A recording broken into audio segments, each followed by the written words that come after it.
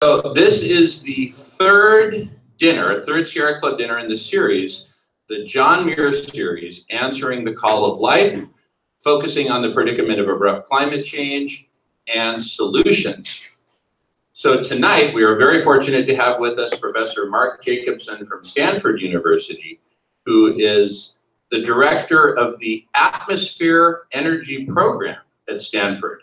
So in one expert, you have both the atmosphere side and the energy side, focusing on renewables. So really a rare combination. Mark is extremely accomplished. It would take me half an hour just to go over his resume alone. But one of the things I wanted to point out is he, along with experts from the private sector and even from culture, entertainment, have created a project called the Solutions Project, focusing on solutions to climate change, which is what we absolutely need with tremendous urgency. So after Mark talks from 8 to 9, then Professor Lucia Garces-Loman, if you raise your hand, she and I and Dr. Mark DeLucci from Berkeley, both Lucia and Mark are from Berkeley, the two of them and I will co-lead the after-dinner discussion. Professor Mark Jacobson has an early flight tomorrow morning, so he's going to have to drive all the way back down to the Silicon Valley tonight, get a few hours sleep, and get on a plane. So he won't be able to stay for the long after-hours discussion, but I hope all of you will. And very fortunately, Dr. Mark DeLucci and Professor Mark Jacobson, have co-authored a number of papers together. So Dr. DeLucci will be able to represent much of that work. So without further ado, please give a warm welcome to Professor Mark Jacobson.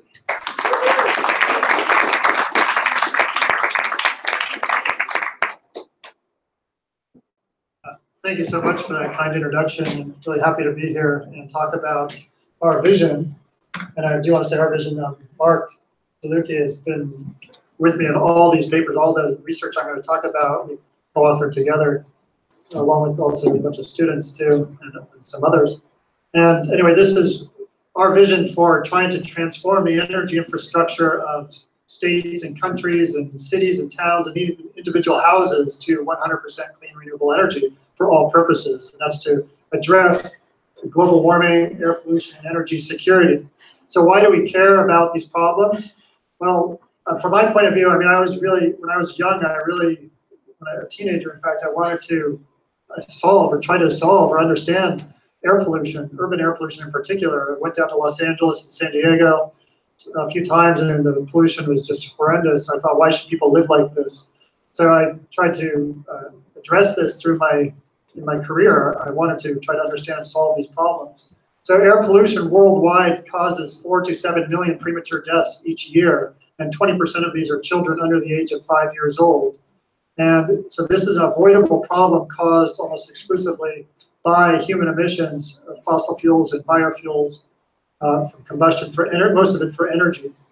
And then climate change is a significant and growing problem, and it's expected to overtake even air pollution and its cost within 20 years. But by 2050, we estimate between $25 and $30 trillion per year the cost of climate change due to all sorts of problems that I don't have time to go into. But the other issue is energy security. When there are limited resources, fossil fuels are limited resources, they will run out in some time. And when that happens, you're going to have more economic, social, and political instability. So what's our idea? It's really to transition the whole energy infrastructure, all parts of energy, including electricity, transportation, heating, cooling, industry, agriculture, forestry, and fishing. The idea is to electrify everything and then provide that electricity with clean, renewable energy. So for example, with transportation, we'd go to battery electric vehicles and some hydrogen fuel cell vehicles, mostly for long distance ships, trains, and aircraft. But battery electric for pretty much everything. For heating, cooling, we'd use heat pumps mostly. Heat pumps are much more efficient than even electric resistance heaters, but especially also gas heaters. I'll discuss that a little bit. For industry, we'd use existing electrical technologies to replace high temperature industrial processes. And I'll show you some examples. And we're going to provide all that electricity with just wind and water and solar, onshore and offshore wind, solar photovoltaics on rooftops and in power plants, concentrated solar power, and also some geothermal power, existing hydroelectric power, and tiny amounts of tidal wave. And we'll try to get all our energy for everything from those sources. So a lot has happened in the last few years. They're now, I'm going to go show some examples of existing technologies that are electric and hydrogen fuel cell. So you've probably all seen the Tesla semi-electric truck. And Nikola also has a semi that these are planning to go long distances, and there have been many orders for them. They're existing technologies. Buses are now widespread. I mean, China has, I don't know what the number is, just like tens of thousands of buses they've been inputting, they've just been putting on the street over the last several months, in fact. And the oil companies are concerned that their oil demand is going to go down because of all these electric buses that are going in. Oh. And then hydrogen fuel cell electric hybrid buses are also existing technologies. For aircraft, that's probably the hardest to transition, but there are prototypes around. There are several companies that are producing electric aircraft. On the left is an electric aircraft that's battery electric. On the bottom right is a 4-seat hydrogen fuel cell aircraft that can go up to 1,500 kilometers. On the top right is a drawing for a cryogenic aircraft. Well, cryogenics is when you have hydrogen at very low temperature and high pressure. You need a larger volume for the aircraft fuselage, but since hydrogen weighs less, there's less drag. And hydrogen has been used to propel most rockets and the space shuttles into space. So it's an existing technology, although we want to use it in a fuel cell for long-distance aircraft. But the aircraft companies are most likely to resist for a while. So we don't expect that to transition to maybe 2035, 2040. But there are replacements being developed for helicopters even. So this is a vertical takeoff and landing flight aircraft, I guess. And it's existing technology that's being tested currently. Now, just your ordinary daily appliances that you might use, well, everybody uses an electric lift, but there are now electric versions of most everything. There are lawnmowers and leaf blowers. In fact, these leaf blowers they're just as inexpensive or the same cost as regular leaf blowers that run on gasoline, but they're not as noisy, and they also don't pollute so much.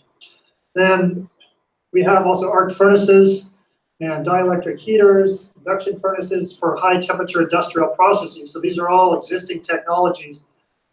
So again, I want to impress upon you that the idea is to just really electrify everything, take every source of fossil fuels and replace it with an electric equivalent as much as you can.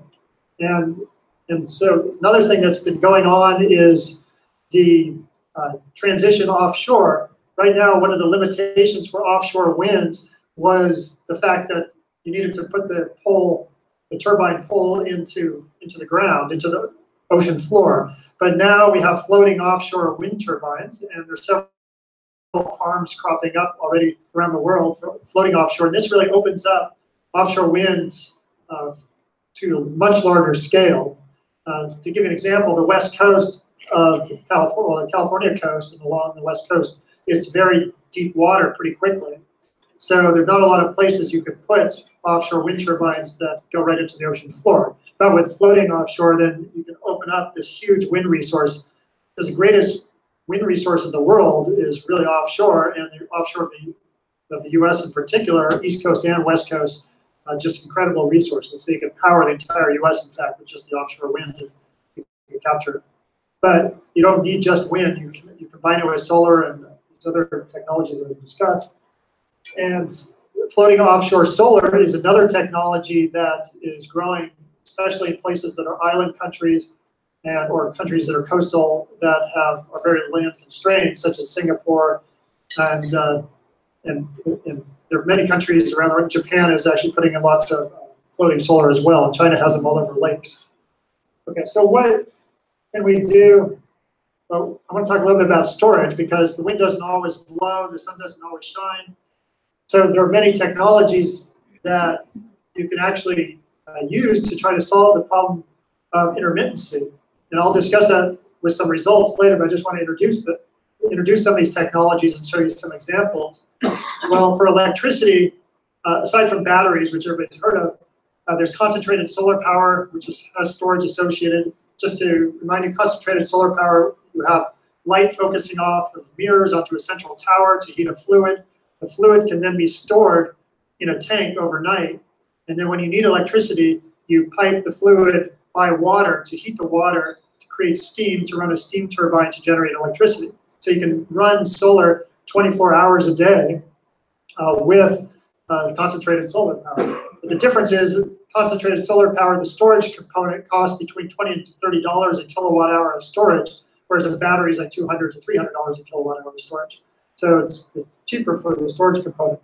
Pumped hydroelectric is also less than $40 a kilowatt hour. That's where you have two reservoirs, a lower and an upper one. When you have excess electricity, then you pump water up a hill. When you need electricity, you let the water drain down a hill and run the turbine to generate electricity. Then there's existing hydroelectric dams.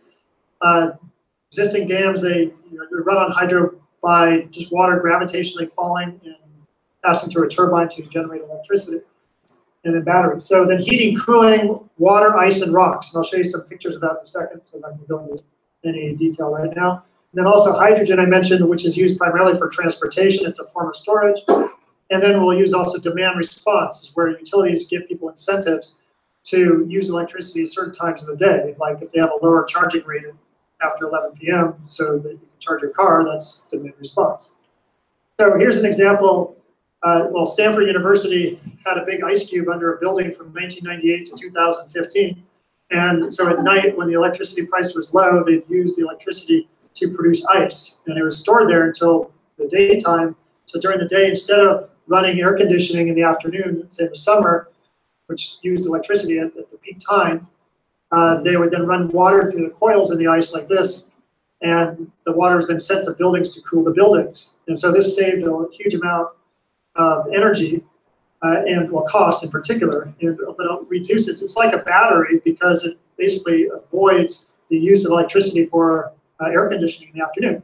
But this costs about $37 a kilowatt hour versus a battery, which is about $300 at the time, $400 at the time.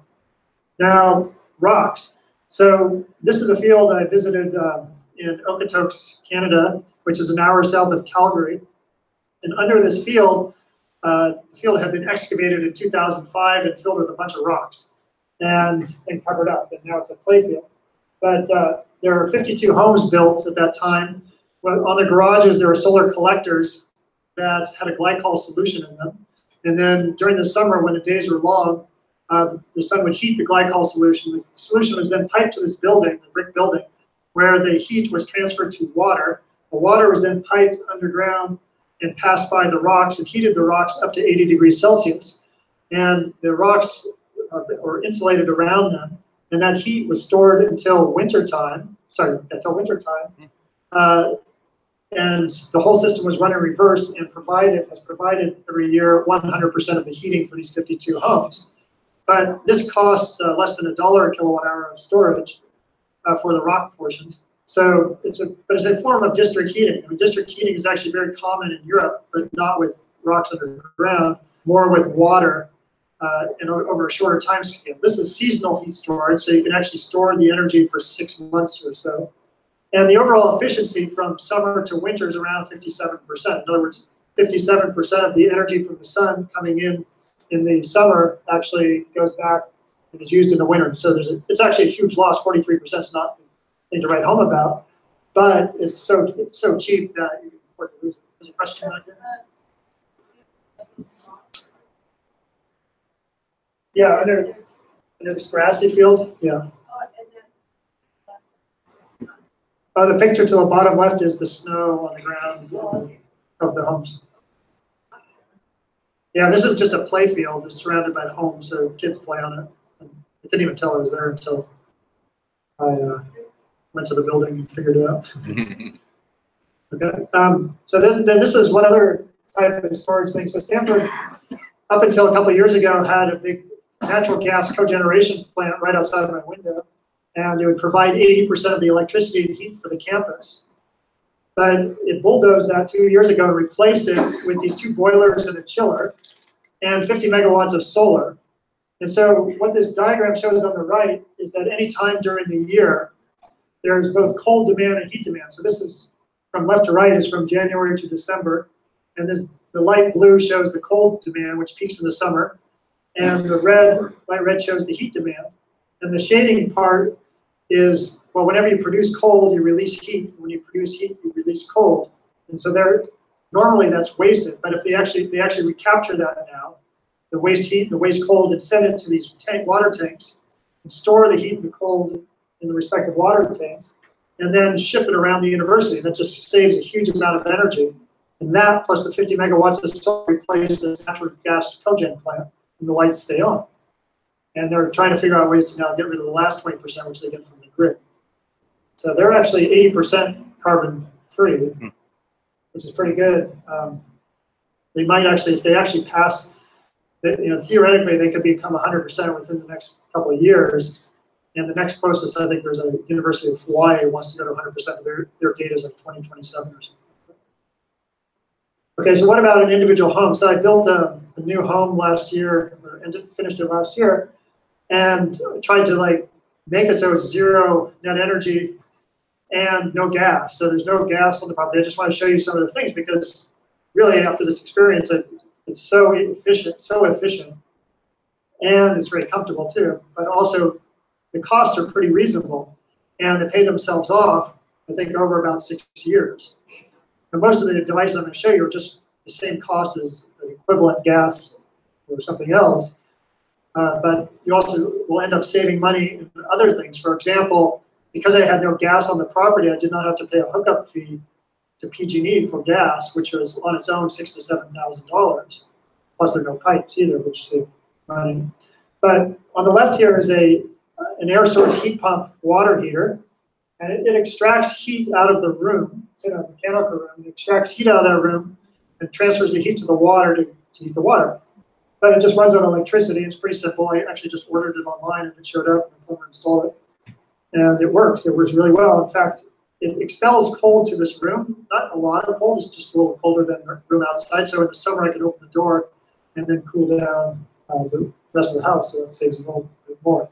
On the right are air source heat pump, air heaters, and air conditioner. Well, there's one of these in each zone of the house.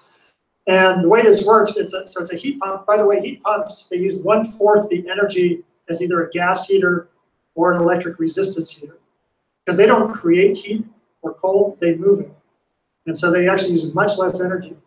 So for example, there's an outside unit for this right, this mini split, it's called a mini split ductless heat pump, air conditioner, air heater. There's an outside unit where, okay, so let's say the room is hot and you want to cool it down. So there's a copper pipe that has a coolant in it that goes to this unit from the outside. And so there's a fan inside this unit. The fan blows the hot air over the coolant, and the coolant extracts the heat and sends the heat outside. And where the heat is expelled outside, and the resulting cold air from that blew over the coolant is then expelled to the room. So that's air conditioning.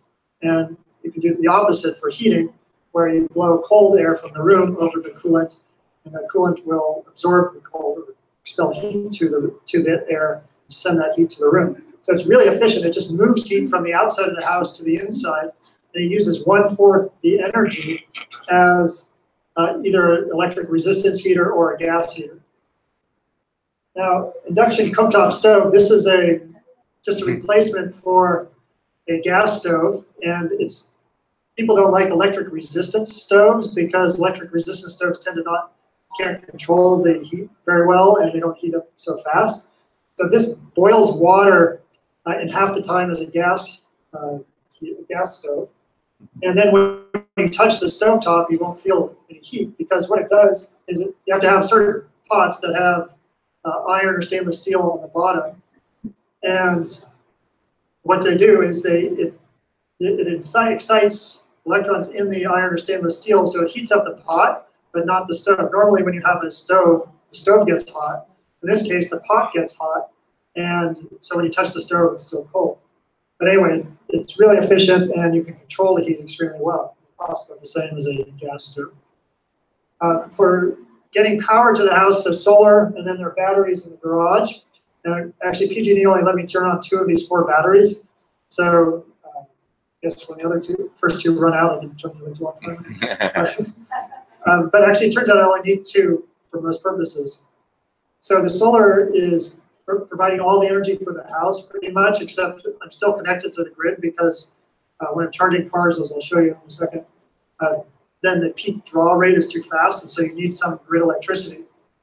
But overall, I just finished, well, at the end of this month, I'll have finished 1 full year of the solar being turned on.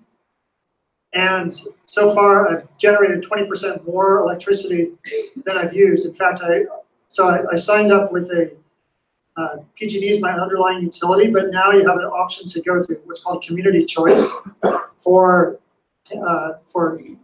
paying for the generation portion of your bill. The generation being like you could pick solar or wind or whatever. So Silicon Valley Clean Energy is the overlying utility, and it's a community choice utility that will pay up to the peak time of use for your electricity that you generate above and beyond what you use during the year. PG&E, on the other hand, will pay only 2 cents a kilowatt hour if you generate more than you use. But Silicon Valley Clean Energy and other community choices will pay up to 25 cents a kilowatt hour. So they actually just sent me a check that I got the other day for $530 for the last year, which was good because I had no electricity bill plus I got paid for it, which was nice. But so then there are a couple of electric cars that charge, and so there's no gasoline bill either because the solar from the roof is powering these electric cars as well. So that's included in the cost savings, the savings of gasoline. So let me just show you 1 week of electricity use. And of course, a new home can be very energy efficient, especially with new codes that prevent energy from leaving the house. You have to have a certain amount of sealing of the home. But this is a week in summer. So the green is solar photovoltaic production, and the light blue is the use in the home from either directly from the photovoltaics. Well, that's what happens. First, you use directly from the photovoltaics to power whatever's needed in the home. If there's not enough photovoltaic electricity, then you use the batteries. And if there's not enough battery electricity, then you use the grid. But conversely, the first thing that happens in the morning after the sun is used to power household equipment is to fill up the battery. So every night, or every day, or it's really every night the battery gets drained, and then every morning it gets filled up again. So that's what on the bottom is. You can see the battery going down and up, and it only goes down to 50% because the other 2 batteries are not being used. And so it's going from 100% to 50% and back up again. So there are 2 times during this that you can see there are big red spikes, and that's when grid electricity is being used. And that's when I'm charging these cars. And during that time, either the battery's already run out or been used all the way, or the peak discharge rate of the battery is not enough because the 2 batteries each are 3.3 kilowatts of discharge. So 2 of them are 6.6 kilowatts. And that Tesla Model S requires 20 kilowatts of discharge, whereas the other one requires 10 kilowatts. So both of them are not enough to provide the electricity for charging the car. But even during this period, this week, you might not be able to see it, but this actually 50% of all the electricity produced by the solar was sent back to the grid, and the other 50% was used. And so it had net production of 50%. Yeah. Just past the midline there, there's a tall red. Oh, because I was charging the car. Okay. That was a car charging. Just had a quick question. Yeah. Why did PG&E not allow you to turn on the other 2 batteries? Okay, they have an esoteric rule that if you have an inverter size that's larger than 10 kilowatts, then they have to be able to measure the solar directly because both the solar and the battery are connected to the inverter. And they only have a meter outside the house, basically, that's measuring the net. So because if it's a greater than 10 kilowatts, they claim that they have to measure the solar directly in the inverter. They say they can't do that. They don't know how to do it. Ah. So, Was it partly about the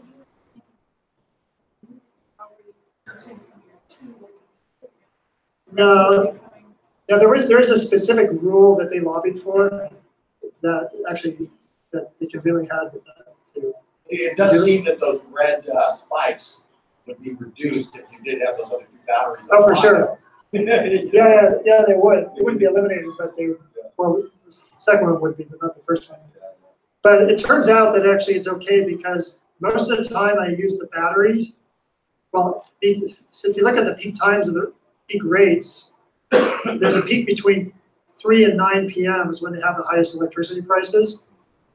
And then like 9 to 11 is the second, and then after 11 is the cheapest.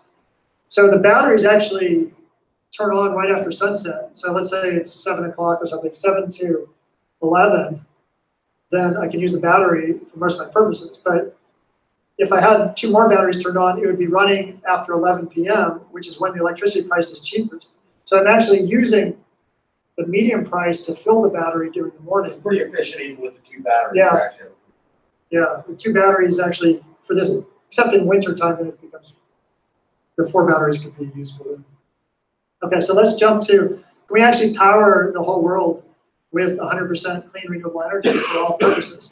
So we did these plans for 139 countries looking at this question. And those, we didn't do all 200 countries because there are just some countries, mostly smaller countries, that didn't have data, we didn't have data for. But these countries represent about 99% of all the emissions. So the 2012 end-use power demand for all purposes was about, from all these countries, and this is for all sectors, was around 12.1 trillion watts, or terawatts. This is average power demand over the year. It's expected to go up to 2050 to about 21.6 or 20.6 terawatts. But it turns out if we electrify everything and provide that electricity with just clean renewable energy, well, if we don't use heat pumps, we can go down to about 11.8 terawatts, around 42, 43%. But if we add in heat pumps for everything that requires heating or cooling, for low temperature heating and cooling, then we can go down to a total of 58% reduction of power demand. So how does that break down? I mean, how can we get 58% reduction? This is without even changing your habits, really. 23% is due to the efficiency of electricity over combustion. So for example, an electric car, 80 to 86% of the electricity in the car goes to move the car, and the rest is waste heat. Whereas a gasoline car, about 17 to 20% of the energy in the gasoline is used to move the car, and the rest is waste heat. So just by going from an electric car or gasoline car to electric car, you reduce your demand for energy in the transportation sector on the order of 70, 75%. But if you average over all sectors, there's not as much benefit in the other sectors. So it's about 23% over all energy sectors. Then 12.6% of all energy worldwide is used to mine, transport, and refine fossil fuels. And so when we have wind and solar, the wind comes right to the turbine, the solar comes right to the panel. And so you eliminate 13% of all energy worldwide just by eliminating mining, transporting, refining fuels. And then heat pumps, you get another 16% reduction of energy use. And 6.9% is just end-use energy efficiency improvements beyond business as usual that are due to more efficient appliances, telecommuting, more bike riding, just normal things that we think about as energy efficiency or reducing energy use.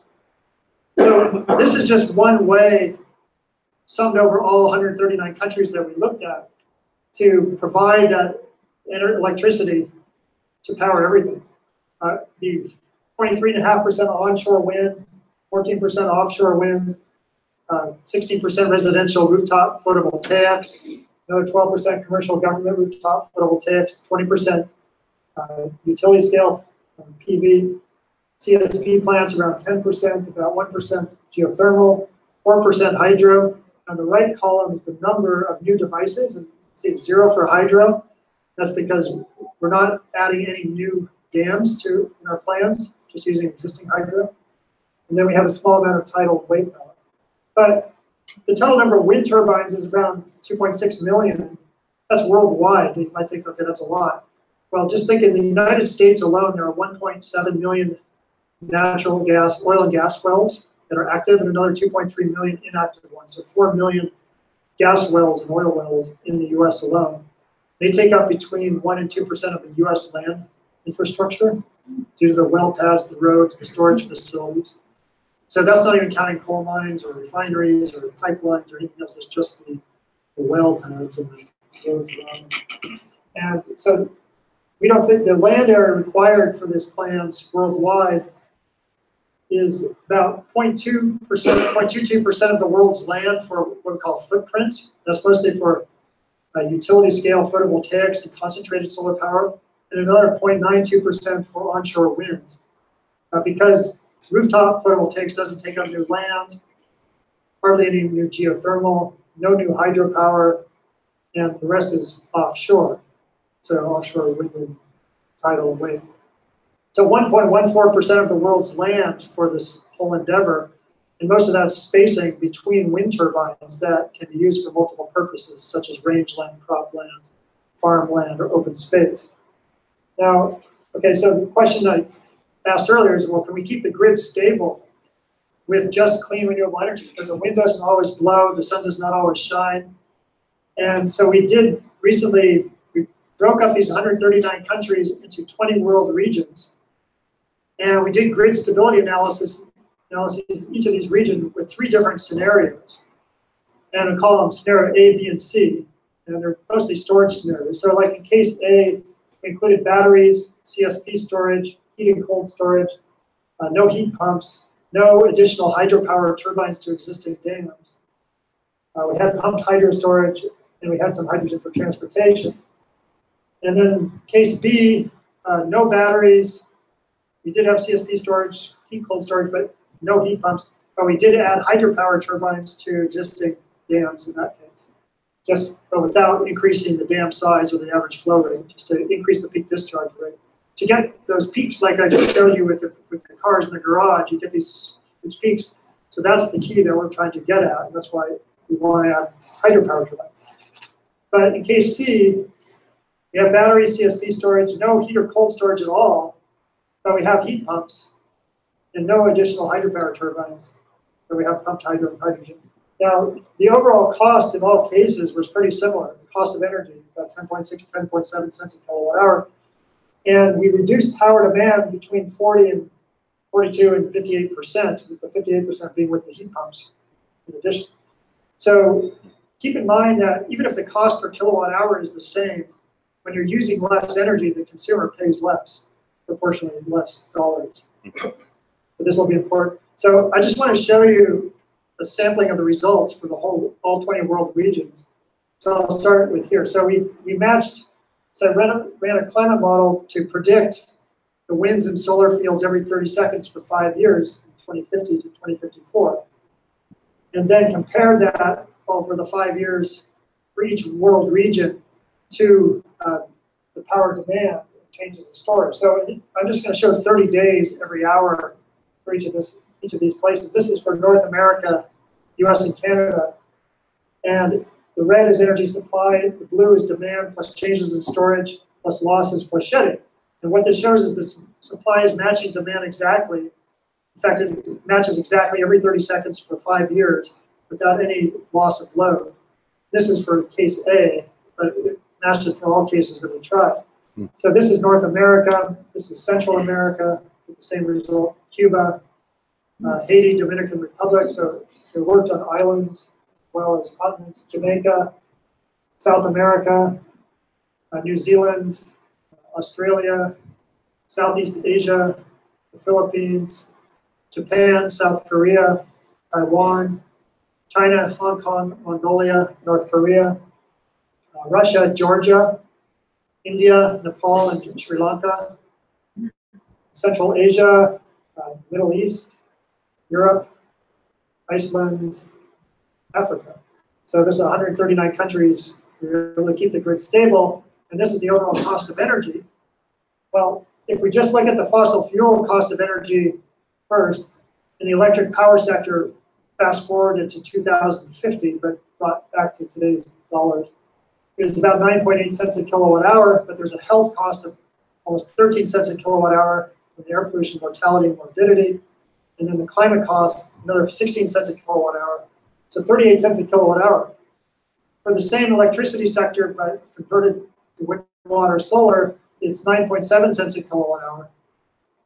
But there's no health or climate cost. And for all energy with wind, water, solar, not just the original electric power sector, but all sectors, It's about 10.6, but I broke out the electric power sector to compare with the fossil fuels. So the fossil fuel cost of electricity directly is pretty similar, but it's 1/4 the social cost, which is the cost of the electricity plus the health plus the climate cost. Plus, there's 43 to 58% less energy used. So really it's 1/8 the cost of the fossil fuel system in terms of the social cost, and 1/2 the cost in terms of the energy cost for a wind, water, solar system compared to the fossil fuel system. Okay, so finally, oh, sorry, not finally. I have a couple more tidbits here. So one of the things we did is in this climate model that I added this feature where we can extract when we're producing winds, because the climate model will predict the winds everywhere around the world. But I put turbines in the model, and then whenever the wind is blowing past the turbine extracts energy from the wind and converts it to electricity. So it slows down the wind slightly. So it turns out that by slowing down the wind, and the amount of wind slowdown is on the order just where the turbines, I mean, worldwide it doesn't have a big impact on the wind with all these turbines. But what it does is it reduces the wind speed downwind of the turbines. That reduces evaporation.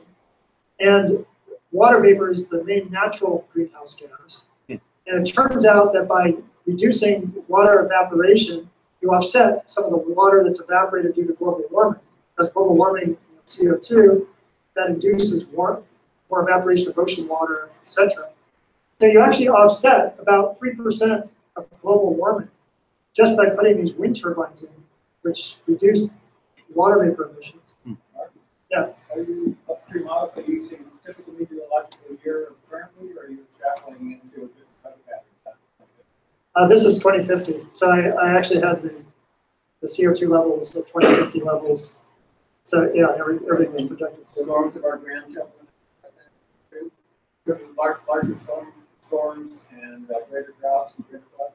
Well, yeah, this is a full climate model as everything, so it should predict whatever's there. No, I mean, it's not going to be exact, obviously, because there's a lot of uncertainty, but it's representing. But the bottom line is, so these wind turbines are not only reducing electricity use, fossil fuel electricity use, but they're actually reducing on their own global warming, which is an important conclusion. The other issue is, well, with these wind, water, solar plans, if our goal is to go 80% by 2030 and 100% by 2050, will this actually reduce CO2 levels to 350 parts per million? Because that's kind of the goal. Now, this shows model predictions from 1750 to 2100 of CO2 in the atmosphere, the global atmosphere. The red dots are the data between 1750 and 2015, and the model is matching those really well. But then there are a bunch of future scenarios here, and most of them are IPCC scenarios, which assume very large emissions of CO2 going into the future. But let's start at the bottom here. The green line is if you eliminated all emissions in 2015. That shows that you can get, that's the maximum reduction of CO2 you can get, which is below 350 parts per million. The blue line is our roadmaps, which is 80% by 2030 and 100% by 2050. That results in a 350 parts per million by 2100. And then the black line is 80% by 2050 and 100% by 2100. The rest of the IPCC scenarios, which are pretty grim. So anyway, the point is, if you actually do this transition, there's a possibility we could get it down. Slides back where you have the stability in country. Where is the population increasing? Yeah, we accounted for increases of population in all these countries of the world. Yeah, well, we used other studies population growth, and we also accounted for energy efficiency improvements in that system as well. Okay, and then some interesting stuff. Well, what are people doing, and what do people think about going to clean renewable energy? So most recently, or pretty recently, there was a public opinion survey by Ørsted, which looked at 13 countries, 26,000 people. And what was fascinating was the poll resulted in 82% of people want 100% renewable energy, according to this poll, which is way more than actually believe in climate change, which is pretty sad. Only 66% believe that climate change is a pressing international problem. But one of the reasons more people believed in renewable energy than climate change was because people think that it could lead to energy independence and boost economic growth. There are other reasons people believe in climate change. So this is all fine because as long as we're solving the problem, that's really what we want to focus on. So if you go for renewable energy and you don't believe in climate change, it's fine. It's still helping to solve the problem. And there's another poll here that's very consistent. This is a poll that was in the U.S. only, but for several different states. And nationwide, 64% of the people strongly believed that we should power the U.S. with entirely clean and renewable energy. Another 19% somewhat supported that. So about 83%, which is very consistent with the 82% in the other poll. But it varies by state. Some states are more proactive than others. Still, this is pretty urgent. Now, what's going on in terms of policies? Well, there are actually 5 laws that have been, or resolutions that have been proposed in Congress. 3 in the House and 2 in the Senate, including 3 bills. It was 4 out of the 5 here. But these are for the United States to go to 100% clean renewable energy. They have co-sponsors, but they haven't been voted on for reasons pretty obvious. But anyway, so they are pending to be waiting to be voted on. But there's, like the Senate bill says, a bill to transition away from fossil fuels to 100% clean and renewable energy by 2050. So this is encouraging. There are a lot of states that have passed laws or proposed laws in one or more electric power or one or more sectors. So New York has now a 50% clean renewable energy standard for the electric power sector, so does California. California has a pending SB 100 bill to go 100% in the electric power sector. Washington State has a pending bill to go what they call carbon-free electricity by 2045. Hawaii has a 100% renewable law on the books by 2045. Massachusetts has a 100% clean renewable energy proposed law for all energy sectors by 2050. And there's actually a few more, like Vermont has a 75% law on the books, and New Jersey just passed one as well, that's low carbon. But in addition to those states, there are now many cities and towns across America, North America, and well, also around the world. But these are just cities in North America, some of them that have committed to 100% clean renewable energy, including Atlanta, Georgia, Madison, Wisconsin, Portland, Oregon, St. Louis, Missouri, St. Petersburg, Florida. Actually, just 2 days ago, Norman, Oklahoma, first city of Oklahoma, passed it. And we had 12 towns and counties in North Carolina alone, including Boone and Sylvan, North Carolina, and Watauga County. And there's also Avita Springs, Louisiana, and Moab, Utah. So there's all over the place. There are towns and cities that have committed to this. And there are over 130 international companies, including the largest companies in the world, have committed to 100% clean renewable energy, including not only Google and Apple, which Google claimed they went to 100% last year, and Apple did it a few weeks ago. But you can see many of the major companies of the world have made this commitment. And the key is to actually get them to do it right away and to get their supply chain as well. There's a long way to go, but still this is encouraging. And then there are lots of nonprofits, including the Sierra Club, which has really taken on the campaign to working to get the cities and towns on board with these commitments. So this is great that the Sierra Club has taken this on. And our own solutions project at 100.org been really trying to galvanize lots of these other nonprofits as well. But it's really a group effort. You can't do it individually. First of all, nobody listens to scientists. So you need all sorts of people, groups to really support this effort and to actually get out on the ground. So this is what the Sierra Club, in fact, has been amazing. Really getting things going in these towns and cities in particular. So just to summarize, I didn't talk about jobs, but worldwide we found from our studies that we create 24 million net jobs minus loss worldwide, and in the US about 2 million. These are long-term, full-time jobs, not just temporary construction jobs. We would require only about 0.22% of the world's land for footprint and 1.15% total spacing, and we'd say 4 to 7 million air pollution deaths per year.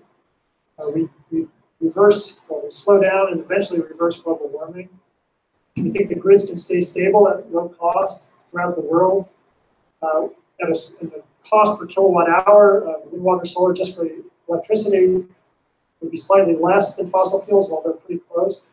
But we'd have 1/4 the social cost per unit energy and 1/8 the social cost per consumer, because they have to pay, they each pay one. Using 1/2 the energy. And then transitioning to all energy sectors to wind, water, solar, we think it's technically and economically possible. There are social and political barriers still. The solution does require collective willpower, but we need immediate deployment. We can't just double our thumbs and wait around and refine technology. This is really important to address right away. So if you want more information, including slides that are similar to this, or if you're interested in these slides, I can certainly send them to you. Send them to somebody if you want to email me. And there are websites that have the roadmaps, all the papers that we've written on this subject. Also, there are infographic maps of each country of the world and each state at thesolutionsproject.org. And thank you very much.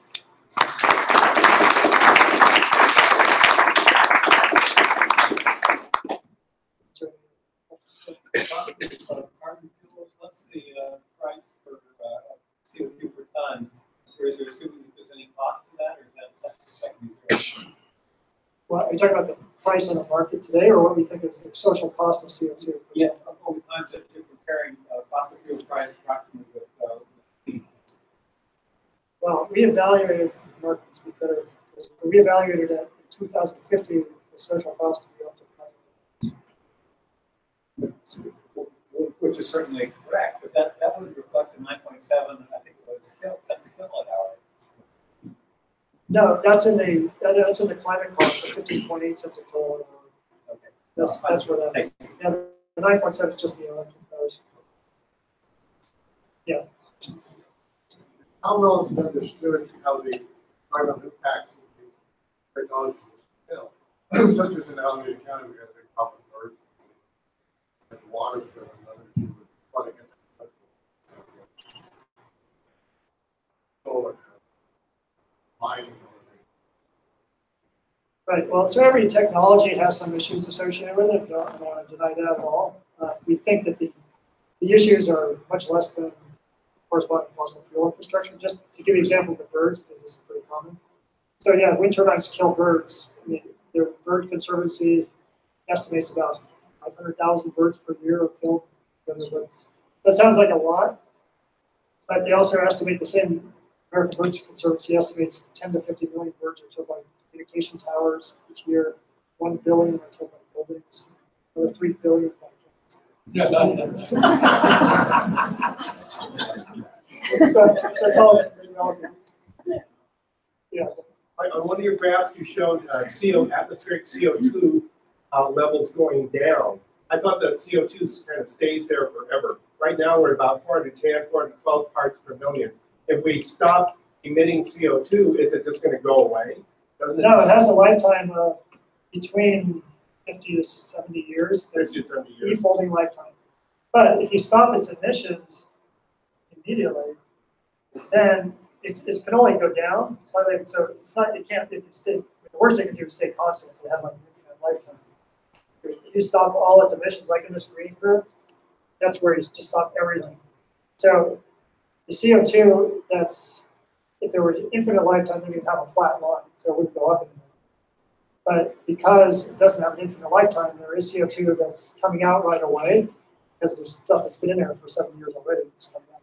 That's why it goes down. But it does, take black carbon, which is the aerosol particle, the diesel exhaust, that's a particle that has a lifetime of a few weeks.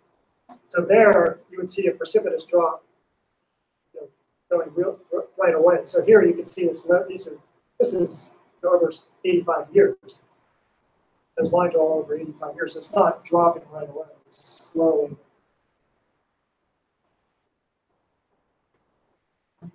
Anything to the theories, conspiracy theories, two people have told me about chemtrails and weather modified by the government.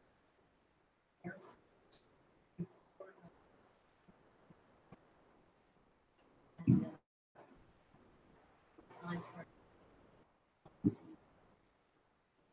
Well, okay, so, well, let me first explain. So chemtrails are what some people say are the contrails that you see from an aircraft, the white cloud that comes out of the aircraft. It's a contrail, but some people call them chemtrails. It's just a way of making some conspiracy. So they are, contrails really form. I mean, we actually model, that's one of the things I do is actually model aircraft exhaust in the formation of contrails. So I can actually get contrail form just from a computer model. And because we have a certain temperature, you have water vapor coming out of the exhaust, and you have a certain temperature up there in the atmosphere, and then the water, it basically liquefies and freezes, goes down. But if we go to wind, water, solar, for aircraft, we would have, for the electric aircraft, there'd be no emissions whatsoever, so you'd have no more contrails. For the hydrogen fuel cell aircraft, you would have just water vapor, but less of it than the fossil fuel plane, but you have no other chemicals. So aircraft exhaust does contain other things besides water vapor. It contains oxides of nitrogen, hydrocarbons, soot, black carbon, organic carbon. It contains lots of chemicals. But these are natural, these are the same chemicals that come out of your gasoline or diesel exhaust on the road here. Slight variation, they're pretty much the same. They're all unhealthy. So there's nothing healthy about aircraft exhaust. So, but they're not, there's no reason to think that commercial aircraft have some additional poison has been added. It's poison enough as it is. So, but having said that, if we go to electric aircraft, we eliminate all contrails. Hydrogen fuel cell, we eliminate all other chemicals except for water vapor and pure thinner contrails. How are the water wind turbines kept in place and intact, gliding or fluctuating when the water fluctuates? How do they stay stable? Do you mean the tidal turbines under the water, or the wind No, turbines? you were talking about the wind turbines that can now float. Oh, the floating ones. Yeah. Yeah, so that was the engineering challenge, is to get them so that they wouldn't all tip over. Right, or glide or. Well, they are floating, but there is a wire down to the bottom. So instead of having a pole that goes into the ocean surface, which is really expensive, you have to drill something. They do have guy wires that kind of keep them a little bit stable. So the wires are still connected to the bottom. Well, there are buoys. Yeah, there's spread apart, so there's enough buoys to keep them stable.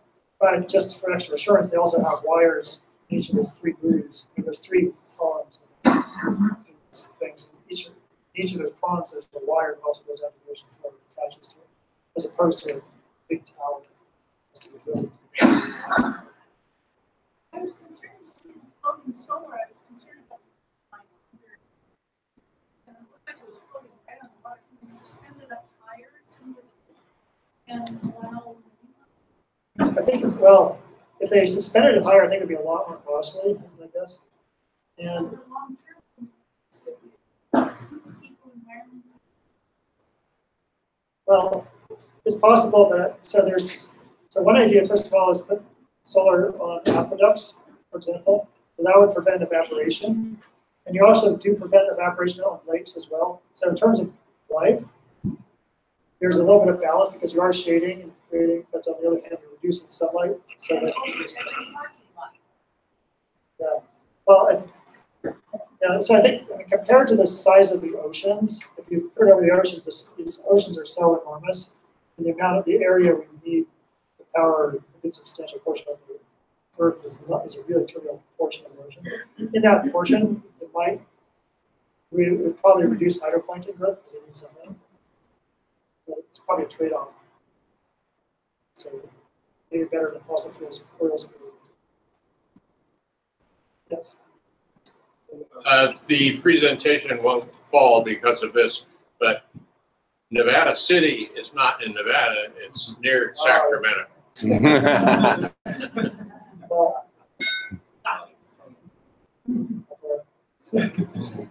What percentage of the world's energy sources are coming from WWS now? You might have addressed this already. no, I didn't just. Right now, it's. I mean, well, if you count hydro, hydro is a pretty good portion of electricity, but I'm thinking of all energy. Include hydro, I think we're on the order of 12%, 10%, 12%, but hydro is like 6%, 6%, so maybe 5% of wind plus solar.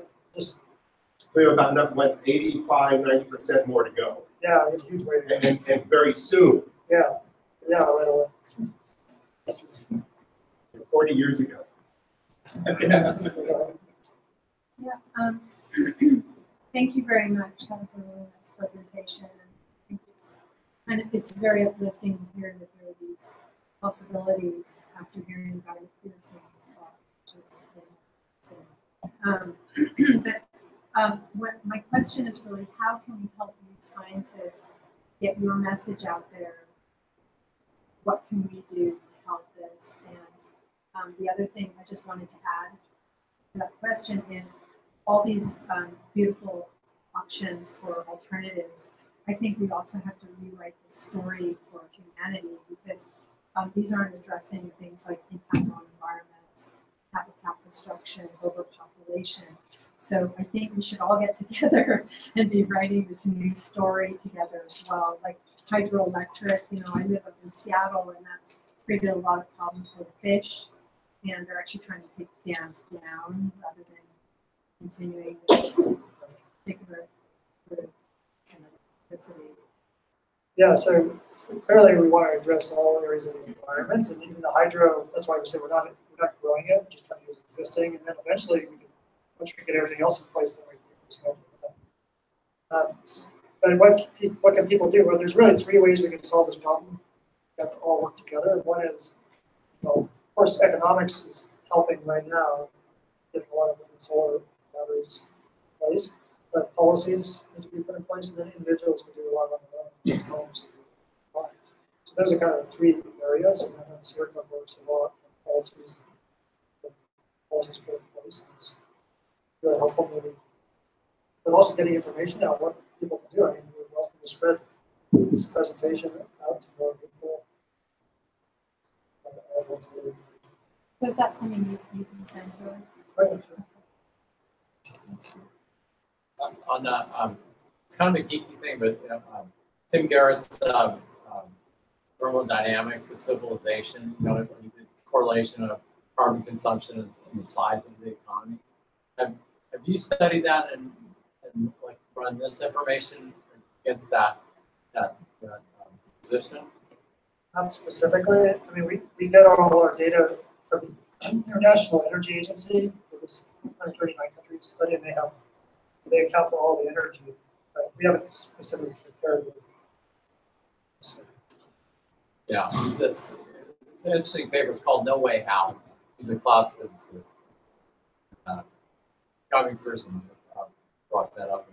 It's a real close coupling of carbon consumption and the size of the economy. So this is pointing in a different way because it's clean consumption different from dirty consumption. But there's never existed clean consumption before. So it's Yeah, that's what we're shooting for. Yeah. What's next for you? More refinements of this? Or are you gonna? You're not a fellow of controversy and stuff. Political office?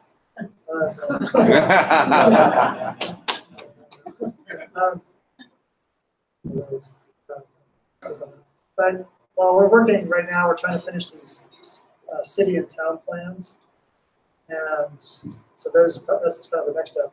There's a lot of refinement. And unfortunately, we have to update these things. The data becomes stale after a while. You consult with like a city. The city says, "What do we do?" Or something. You say, "Well, you could talk to Jacobson." Well, what was happening was they're getting a lot of cities saying, "Do you have a plan for us?"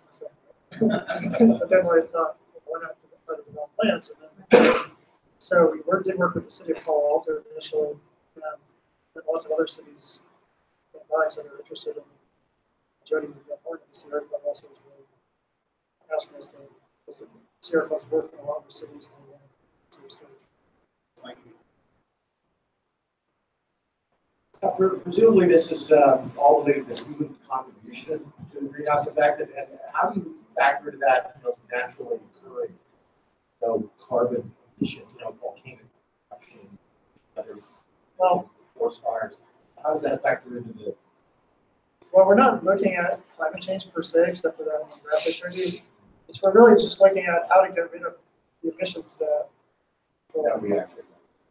So in the energy infrastructure. There are also additional emissions that are not in the energy infrastructure, such as open biomass burning, related methane release from power.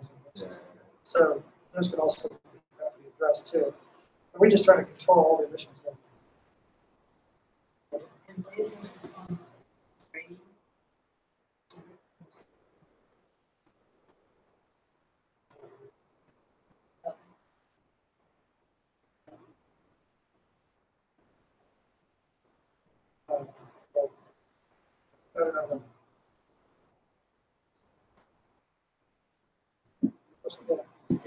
What about global dimming or aerosol masking? Have you addressed that issue?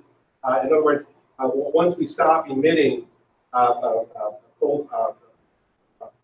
heat and energy from coal-fired power plants, for example, the particulate matter, which is spewed into the atmosphere, will then fall back down to Earth, and there will be a massive influx of solar radiation. In other words, particulate matter, as you're aware, serves as a kind of umbrella, and actually, even though it's warming us, at the same time, it is protecting us to an extent from solar radiation. Is that going to be a problem once we get rid of all of these carbon-based fuels? Yeah, so right now, half of global warming is being masked by cooling aerosol pollution particles. Keep in mind, aerosol particles, most of them are cooling particles, but they're also warming particles, black carbon and brown carbon, stuff. But because if we got rid of all particles today, global warming would double. It's pretty scary.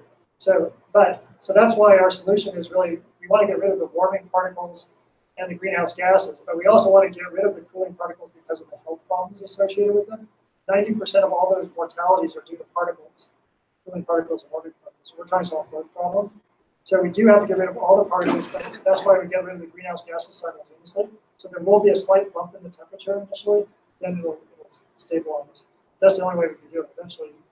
It's not a good idea to artificially put pollution particles in the air. They have so many possible potential impacts on the stratosphere, ozone layer, all on the composition of rainwater, tropospheric chemistry. This geoengineering of the atmosphere is totally a sideshow. I think we just focus on getting rid of the emissions. Best way to do it. Right. Thank you. Thank you. All right.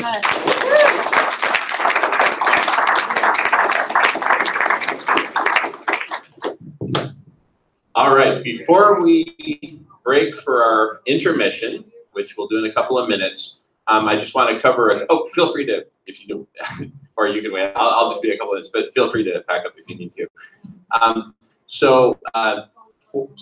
The Sierra Club dinners, we take a break for the months of June, July, and August. So there will be no Sierra Club dinners for the months of June, July, and August.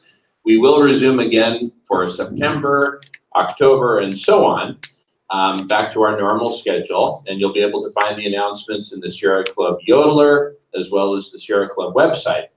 So with this dinner, which will continue in a few minutes after we take a brief intermission, we'll all form a big circle for a big circle discussion, which I will co-lead with Professor Lucia Garces-Lohman and Dr. Mark DeLucchi, who again is co-author with Professor Jacobson on many of the papers associated with energy and renewables. So please plan to stick around, if you can, for the after-dinner discussion, which is a really wonderful opportunity for all of us to weigh in and talk more broadly about solutions and how we can actually transition to this plan for saving life on Earth and addressing abrupt climate change. For the topics for the fall, we're going to resume a more kind of balanced range of topics. The last 3 dinners, of course, have focused on climate change, and I think some of the folks have been a little bit burned out on the topic since we've been so concentrated on climate change for the last 3 dinners. So I really want to thank everyone for hanging in there with us for the climate change, the John Muir series. So we're going to break for about 10 minutes. We'll reorganize the room, and so please plan on sticking around for a really interesting after-dinner discussion. All right, well, thanks again, Professor Mark Jacobson, for an outstanding.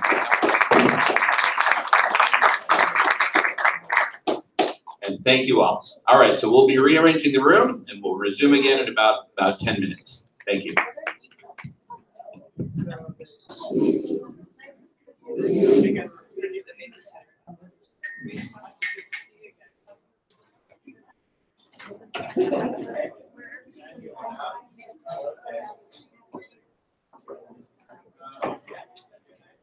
Melissa, can I hand this through now? Thanks. The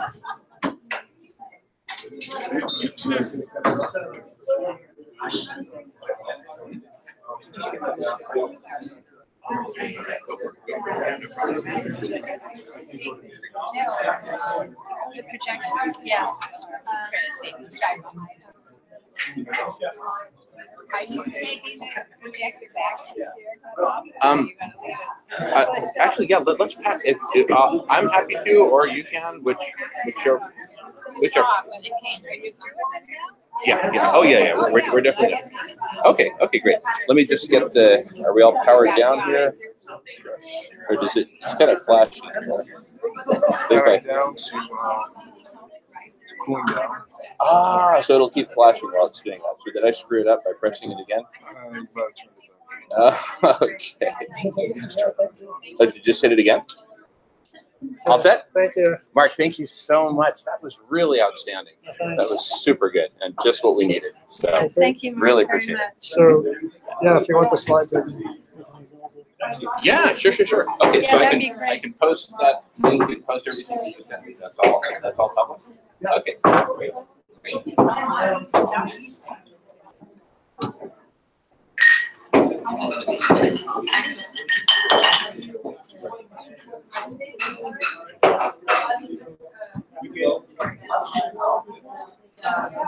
Jamin, are you waiting for it to go off or something? Oh, I think we are. We're waiting for it to power down. I think it's doing its Then I thing. can bring the suitcase over here. Oh, sure. I'll get that. I'll get the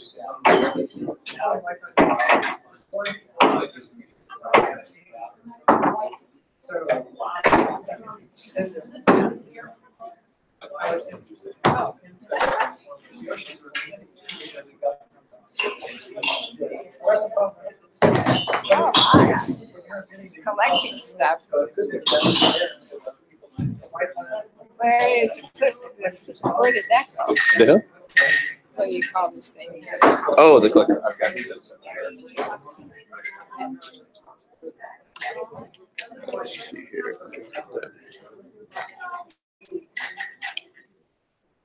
And there's a little piece that goes right inside there. But anyway, I'll put that inside the box. Okay, now it looks like it's oh no, that's mine. That'll stay rolling for the intermission.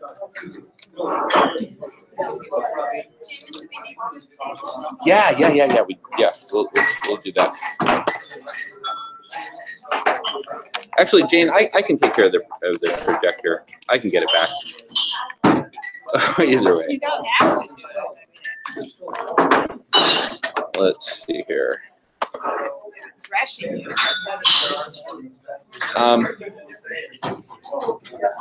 Let's see. We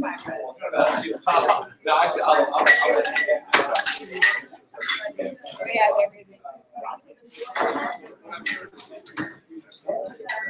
So.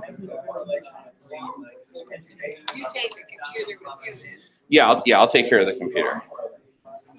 Okay.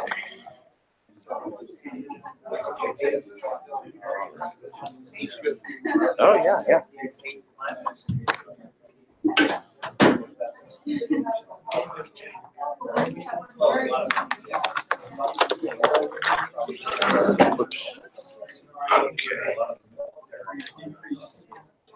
Oh, I'm sorry.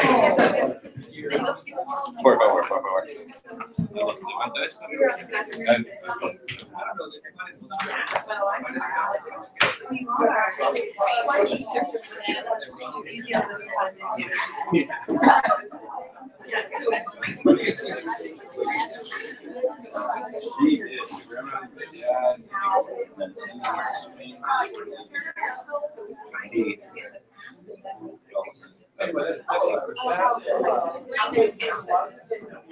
Oh, yeah.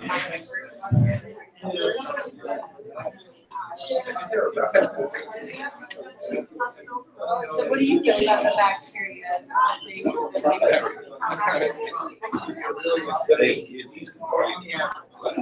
Oh, no.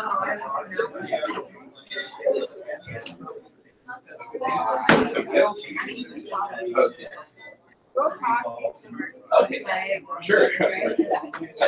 Thank you so much. All righty, we're going to move some tables around. So if I could get a couple.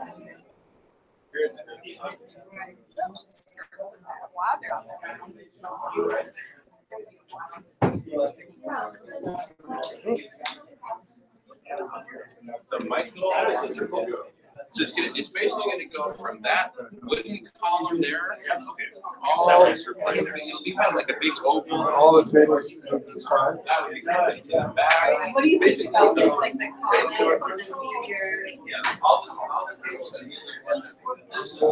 yeah. What do you think about the comments or the meteors being relative to the flight? Have you seen this alien documentary on the History Channel?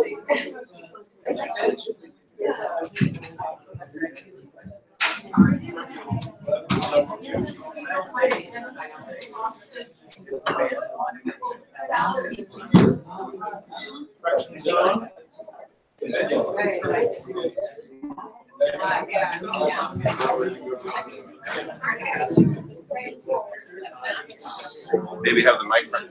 We'll have kind of the main facilitators up here, microphone up front. It's so interesting. I don't know if it's so interesting, but probably both actually. Yeah, we could have one kind of on this end.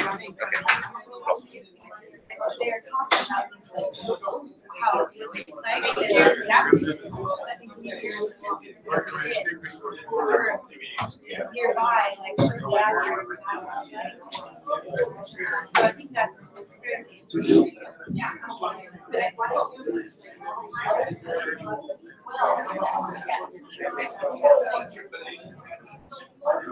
So do you think about the bacteria and like how things grow? Yeah, I think we should do. We'll see how much. Yeah, that's. We may even want to take away some of these.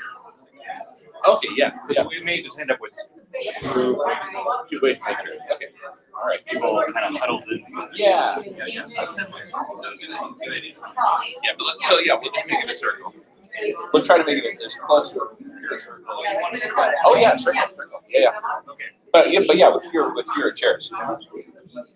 Okay. Whoa. Sorry about that. Okay. I'll get rid of this table. We're actually making this circle smaller. Let's help Jim setting up as many chairs as possible. We have more than enough chairs.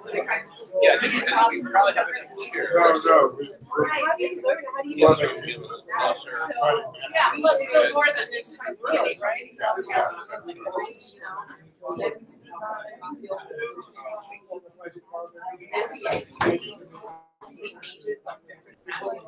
She's counting the room right now. 23, something Yeah. like that. So everyone, feel free to. So everyone, feel free to come to the front of the room to join the circle. And Queen Eleanor, if you want to round up any folks that may have escaped to the bar. Thank you. All right, we'll start in probably about 5 minutes here.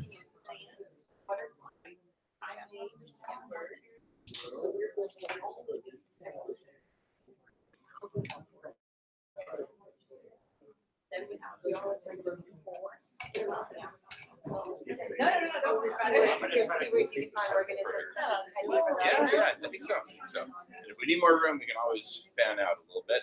So, Lucia, and Mark, and we'll be sitting kind of up here, sort of facilitating. Yeah. Okay, great.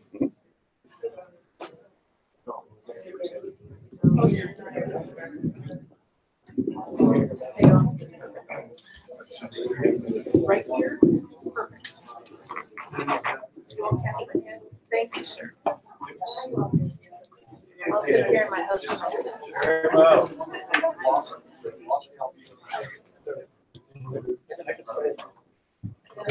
Okay.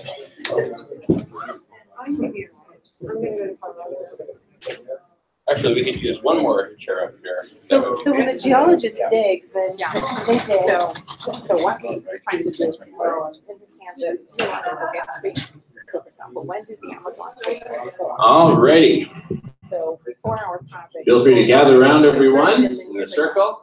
But it turns out that the current drainage only formed 9 years ago. Oh, wow. So it's Set. much more recent than we thought. I'm gonna stay a little bit. Oh, please. Yeah, absolutely. Well, feel free to I stay was thinking too. up in front if you'd like, or wherever you're comfortable. That way you can make a clean getaway when you need to. Okay. Oh, wow. So just to make one core, just the whole. Oh, okay. Well, hopefully he'll be back in a second. And then to But study it. my love, feel free to join me up front. Okay, great. Multiple PhD students to study, and then the compositions, and then we try to figure out, okay, so what species were living at different times, and then when we find time periods in which we only find drought adapted species, we know that it was dry. So essentially, we're All right, feel free to join the circle. and the biology And we will get started here. and then understand what happened and make predictions to the future. Oh, cool.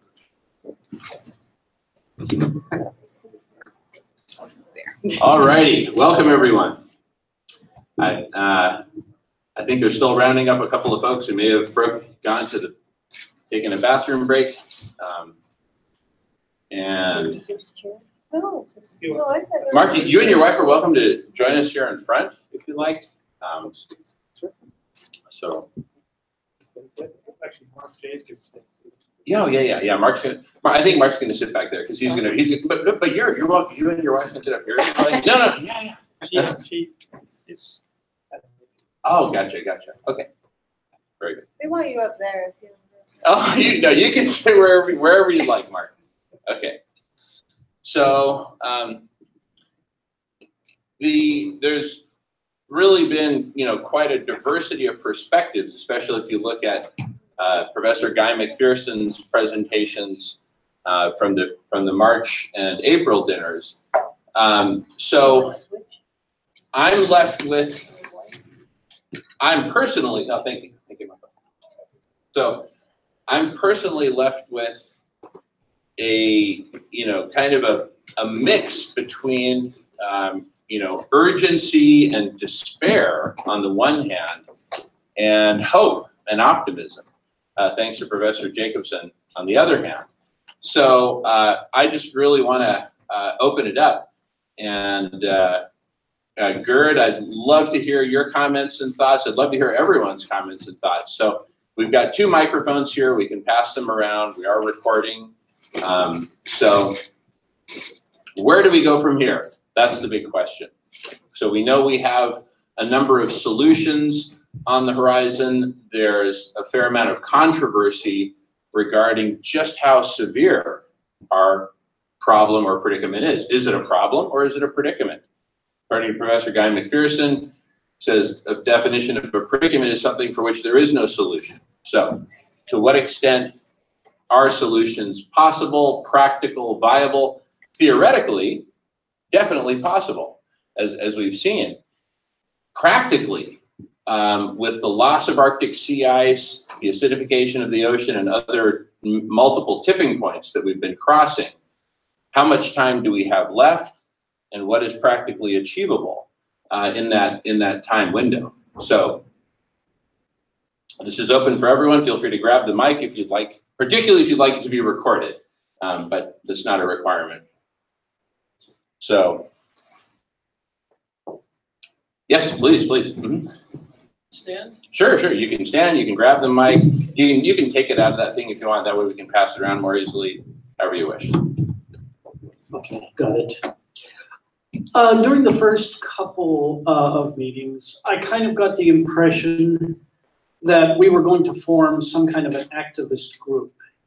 Now I'm hearing that we're going to go on a hiatus of 3 months and then do something else. Yeah. Are we intending to form any kind of a group that might actually want to accomplish something, or is that not true? I would like to form such a group. What I am doing, what my partner Queen Millionor, my queen, and I are doing this summer is we're actually going on tour. We were going to have a series of presentations every month for June, July, and August, but we decided not to do that, partly, frankly, because of lack of interest, right, on the part of the community. You've been awesome, and many of the folks here have been absolutely wonderful in participating. Gerd drove for 5 hours to be here. My partner, Queen Millionor, flew all the way from Seattle. People have come from traveled long distances to be here. But what I was really hoping for is that much more of the community would come together, and including media and different groups represented.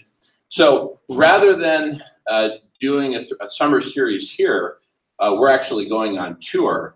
And when I say tour, I'll be wearing my Darth Vader costume, going to different cities throughout the, I'm not kidding. And I've got a huge sign that has a big image of the Death Star on it that says abrupt climate change, and the Death Star is shooting its characteristic laser beam, in this case at Mother Earth, and destroying Mother Earth. And I have a whole public singing and performance routine to wake up the public. So that's how we're going to be spending our summer, is on this abrupt climate change tour. Now, having said that, activism. Pardon me? Performance activism. Performance activism, exactly. At the same time, we also have a weekly series that we based on radish.org, where it's open to the public, and we get together and we have weekly video conferences on Tuesday from 10 a.m. to 1 p.m. Pacific time. So for a 3-hour period, we grapple with all these issues. So that's the closest thing to a group. It's an online group. I've been very hopeful that we can have a larger in-person community forming, but that simply hasn't quite taken root yet. And so when I look at the balance between, cost benefit, not financial cost, but cost in terms of time, this is the direction that we're going personally. But we absolutely need groups to form all around the country and all around the world so that we can implement the solutions that Professor Jacobson has been pushing for many years. So I see that the solutions are out there, the knowledge is out there, but where is the will? And how do we translate that will to mass adoption, a mass movement, political movements, et cetera? Yeah, I sort of agree with that. That's the hard part. And as far as Professor Jacobson, was it? Jacobson, yes. Versus Guy McPherson, I don't see that it matters a whole lot what we want to do. The consequence will be dire regardless of which one is right or whether it's somewhere in the middle. And I think we have to do as much as we possibly can to change the way human activity occurs. So how do we do that? How do we do that? That's my question. Sure. I just quit my job, and I was a I finished. I've actually been doing great work. I've been working with preschoolers and teaching them art and about Haida culture and Haida are Native American people from Alaska. I've been teaching them Haida language, songs, stories, art, and as well as taking care of Mother Earth. I've been doing that for 3 years, but I actually quit my job so I could join Jamin on the road. So that's the way I'm doing it. So maybe some of you will do the same thing. So I hope to inspire you and other people who are listening to get active, because we are out of time. Thank you. Thank you. We'll pass around the microphone. Oops.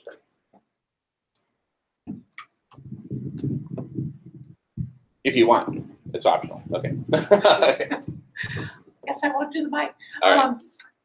And I feel a real kinship there because I used to work with little kids and 3 different native tribes and stuff. But now that we've moved back to Berkeley, I'm really inspired by tonight's metrics and data on there. And when we moved back, we put solar all over and went all electric. And so we charged the car from the roof and we charged the stove from the roof and stuff.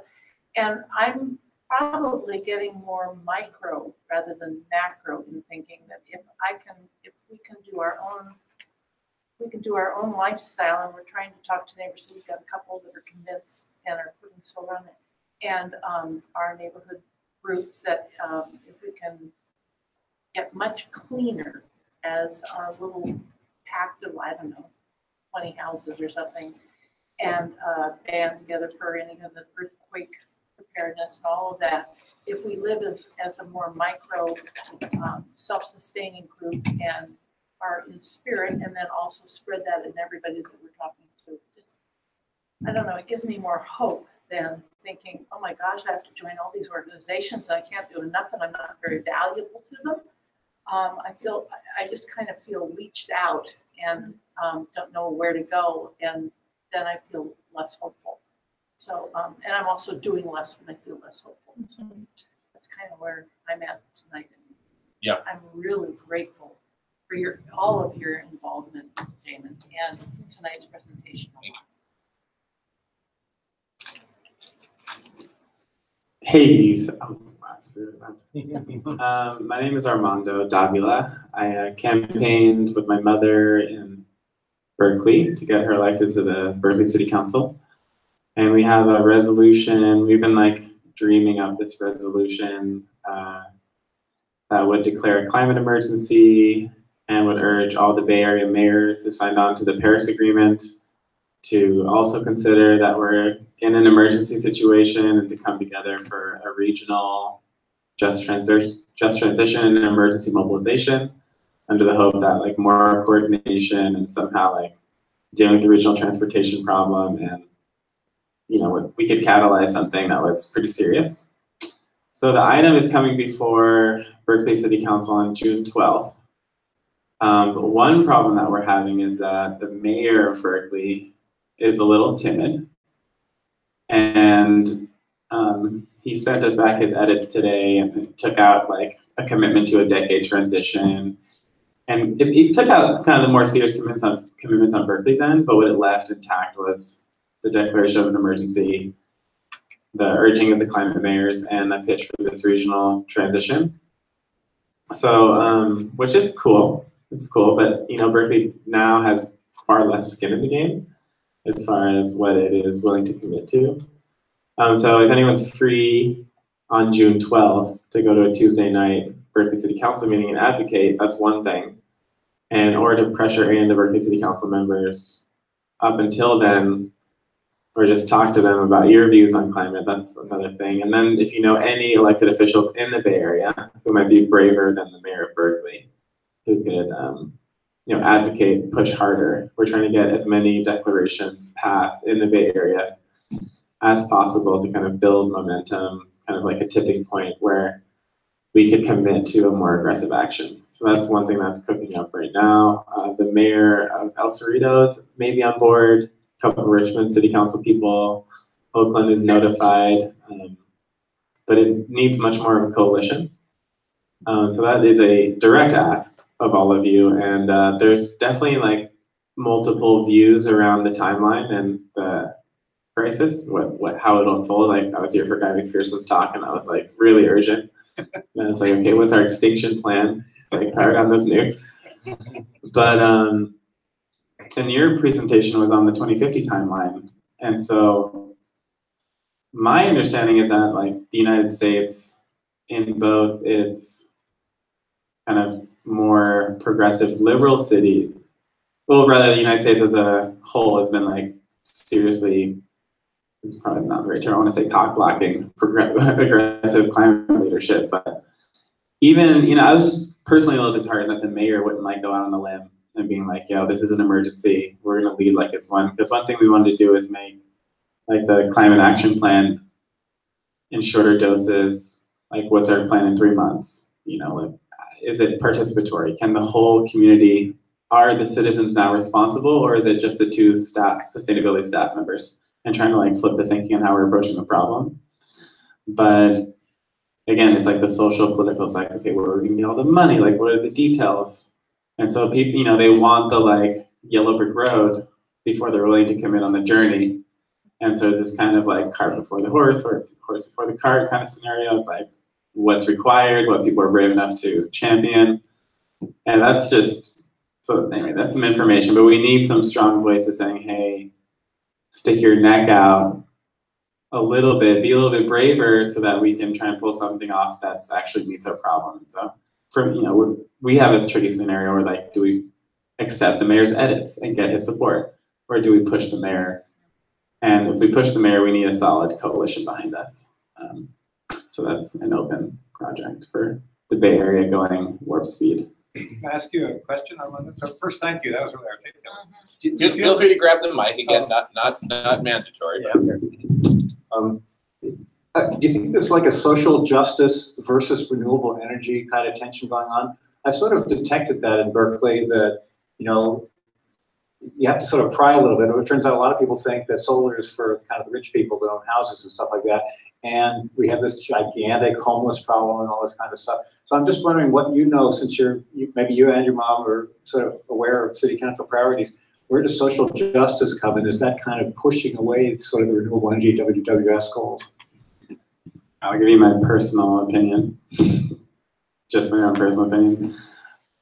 Berkeley is like a city, this is gonna be a larger critique, okay? So in my opinion, I feel like Berkeley is willing to do the progressive thing as far as it aligns with a certain kind of liberal identity structure of like who we are and what we're about. But the second it infringes on people's privileges, or for example, you know, it's a very class divided city. So, you know, priorly the city was passing laws that criminalized homelessness because some of the like more conservative council people have been pushing this. Some of the more conservative Berkeley residents were pushing this. So it's not so much that there's a social justice environment tension. It's more of like a racial class tension. And like Berkeley isn't a city which has decided that it's going to comprehensively care for everyone.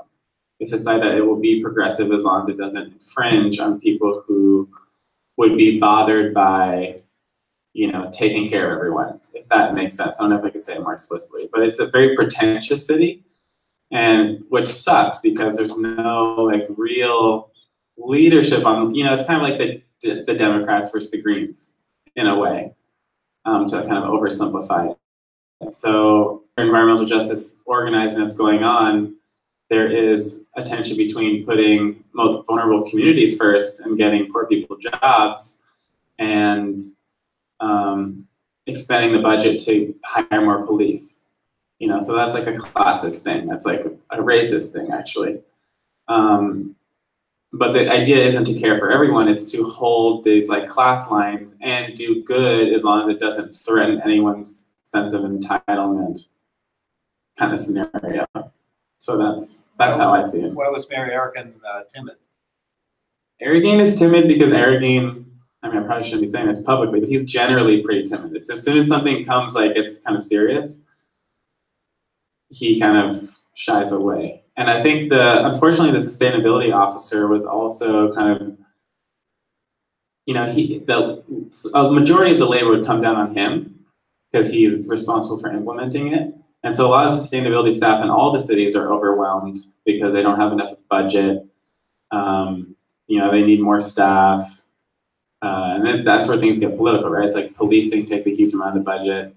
But, you know, I was a little bit bummed by him because there wasn't a willingness to think like unorthodoxly. Like, I think the idea that we're going to address climate change by having 2 sustainability staff people like handle the whole city's transition, I think is a completely ridiculous idea myself. And I don't know why we're even thinking about it that way.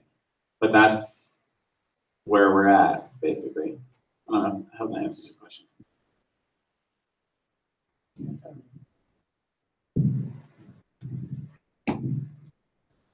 Wanted to add something to your remarks about social justice and environmental justice. All renewable energy systems are replacing something. So the question is whether a renewable energy system provides more social justice opportunities, more environmental justice opportunities than what it replaces. And there have been a number of studies on that recently, and the answer, as you might suspect, is that they do, both in terms of the types of jobs that they provide, where the jobs are provided on the social justice side, actual income benefits are to changes in energy expenditures to households. All of these tend to slightly favor disadvantaged groups. And then on the environmental justice side, the benefits of reducing air pollution, reducing climate change damages tend to be disproportionately in favor of lower income people who are exposed to more air pollution or to more of the threats of climate change. So that's the way I think always to spin that. This question of, is it just for rich people? It's no. It's a different way of getting energy, and actually you do the comparative analysis. It has social justice and environmental justice benefits. But one like tension is, for example, do you clean, like in Oakland, it's do you clean up the air quality in Oakland? Or do you do these more like market-based solutions like EV installations? You know, so like the sustainability staff will put forth this whole plan, but the air is still dirty in Oakland. You know, so it's like, who gets prioritized, what's getting prioritized and why, who's like coming to the table to design these climate solutions, who's being left out, and based on who's being left out, what needs are not being addressed. So, I mean, there's definitely just like the same kind of like racial class lines that have been dividing America forever are dividing America, you know, the local solutions, you could say. Of course, they did clean up. I mean, the diesel trucks don't idle so much in the port of Oakland, so that's a huge benefit to the local air around there, where kids on the floor were breathing heavy doses of particulates all the time because of that. So there's some win-wins. But who did that? Who made the change for that? Well, I don't know who organized someone. Well, who initiated that changing over? It may have been a commercial need for California research. Oh. In the Bay Area. So those are telling me. Oh. That's some serious community organizing too. Yeah. It seems like we just have a speed and scale problem. You know, like we know what if they're not solutions, they're certainly the best directions we could possibly go. So how do we increase this speed and make sure that it's done on a worldwide scale? Because that's where the problem is. It seems like that's the only question.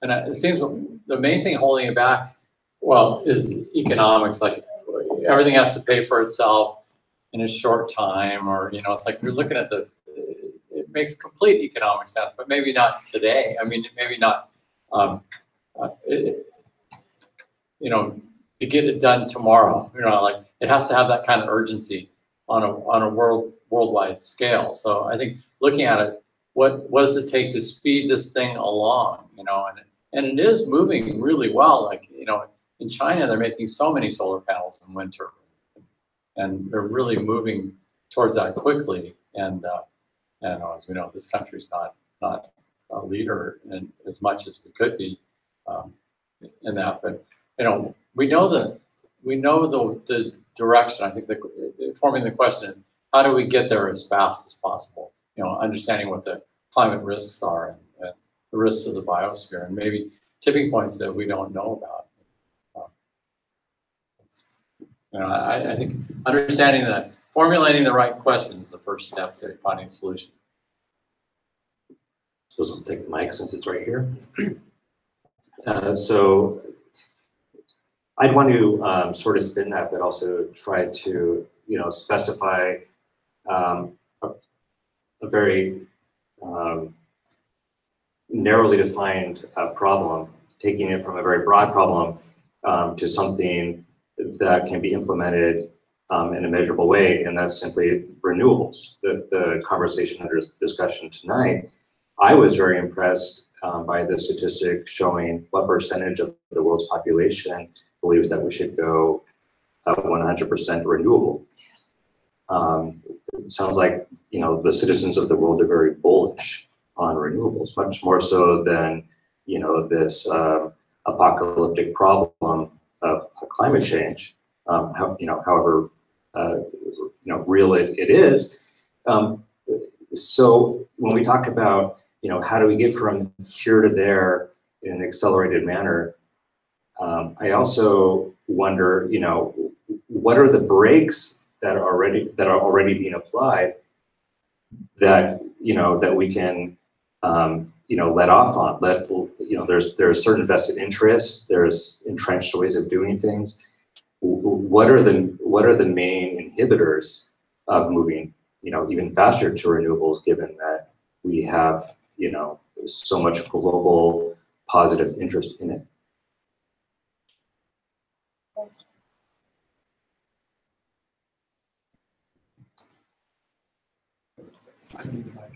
I think that's my question was I'm concerned there's this wonderful 100% renewable program, but what I'm worried about is we're running out of time because the Arctic is about to the Arctic is going to be ice free possibly as soon as this September or maybe within 1 or 2 years, and then after that the jet stream breaks up. It's already breaking up. And there are all sorts of problems that are coming up, and so.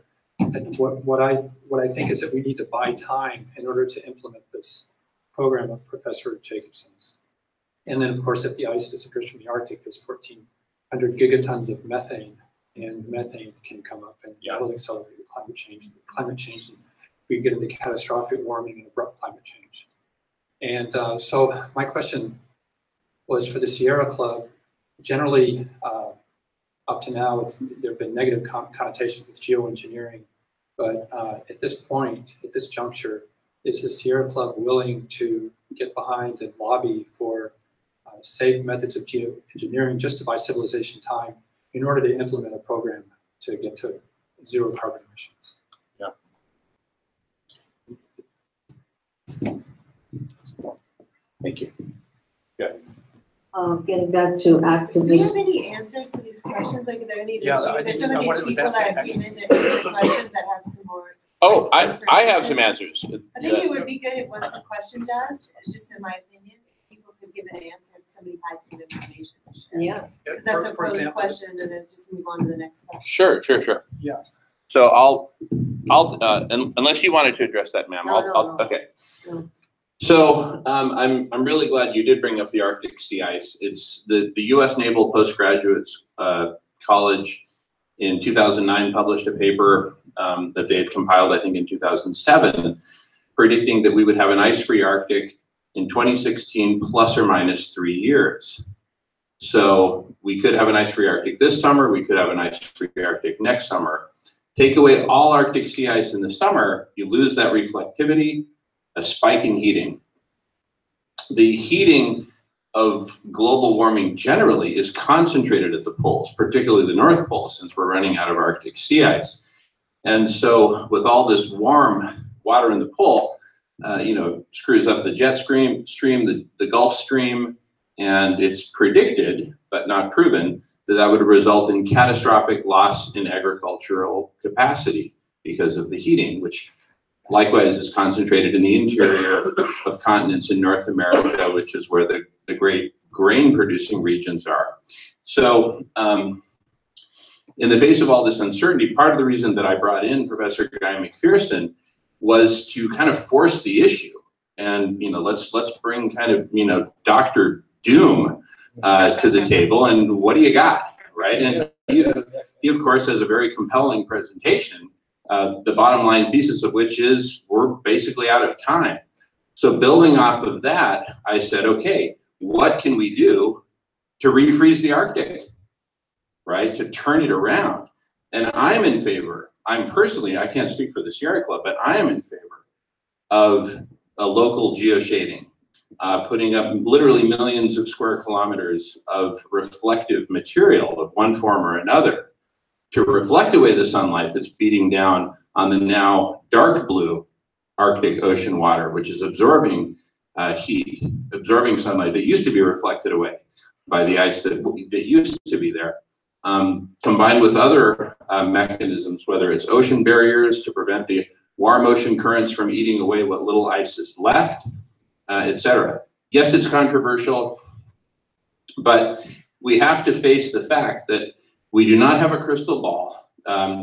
The Professor Guy McPherson has put together a sort of a grand synthesis based on, at last count, I think 67 self-reinforcing feedback loops that all push us in the direction of catastrophic overheating and accelerated mass extinction. So I am in favor of really pushing for some of these geoengineering solutions that would precisely buy us some time. Yeah. Oh, that's it. Okay. No, go ahead. Yeah. So there's one solution called marine cloud brightening. Yeah. Which is that's the one that I personally think has the greatest chance of success of holding off the heating until civilization has time to implement 100% renewable energy everywhere. And so the question is would the Sierra Club be willing to get behind that and lobby Congress for that? And should we be advocating for that? It's very clever. You seed the clouds with salt crystals, and you get an amplification of 10 million.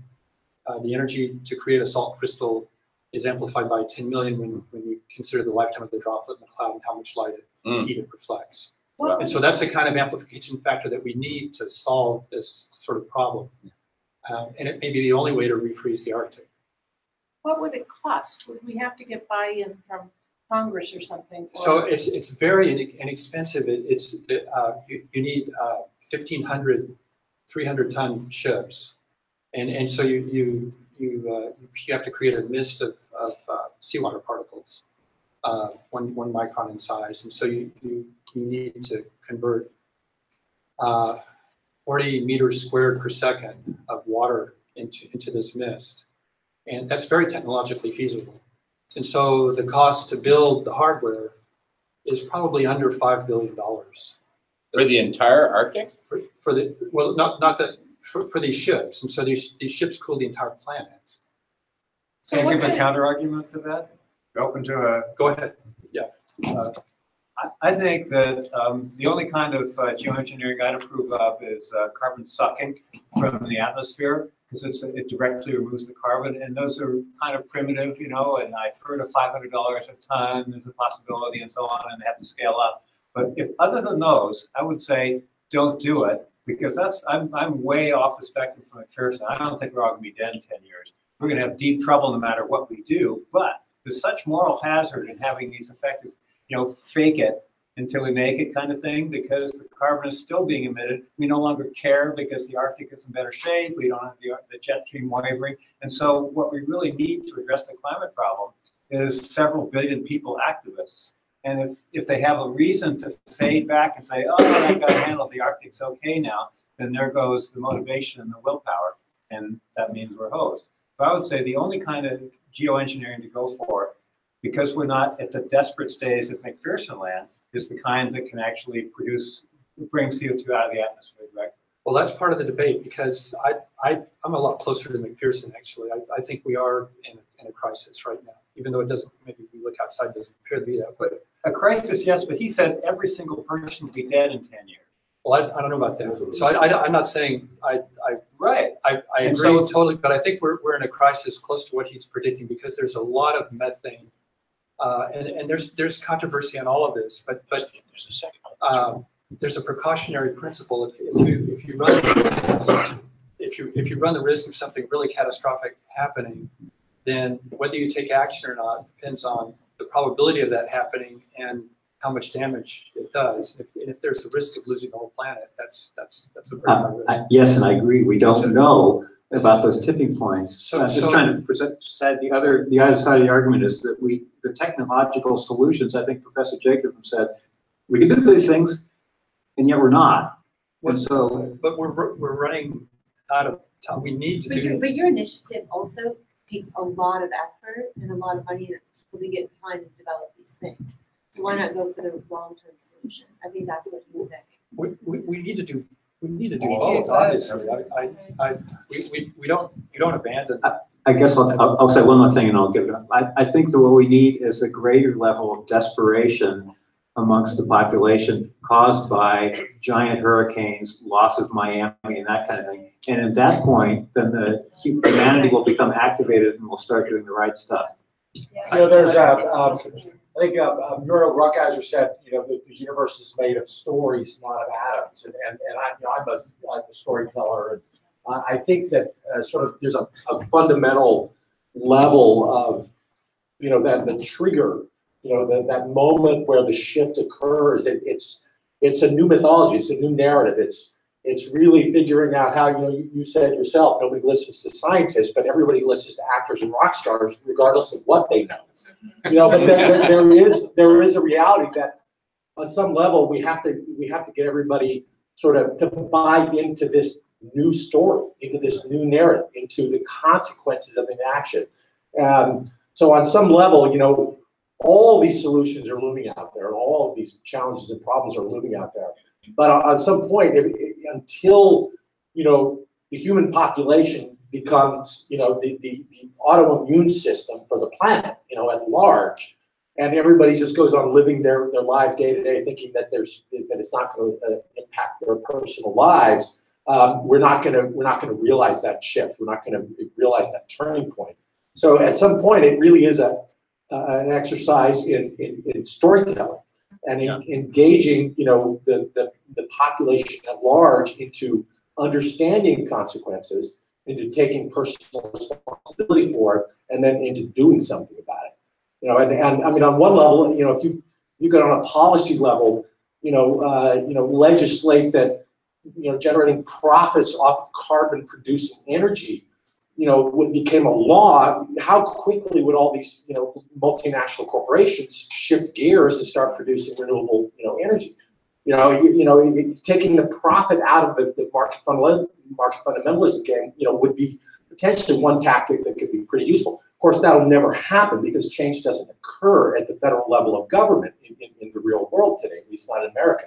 You know, so it really is municipal, state, you know, community action is really where I think the most potential really exists in the present. But on some level, how do you actually, you know, get everybody onto the same script, you know, for the future that we want? And I think that's sort of a fundamental question that is underneath all of these, you know, potential solutions and technologies and problems.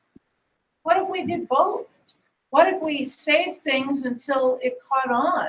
That's the whole point. And what is the jurisdictional thing about saving it until it catches on? Could Elon Musk save us with whatever technology, and then we do this grassroots and maybe through Congress and maybe through commercial enterprises that show the, what if we just did it all simultaneously? And I don't know what the jurisdictions are.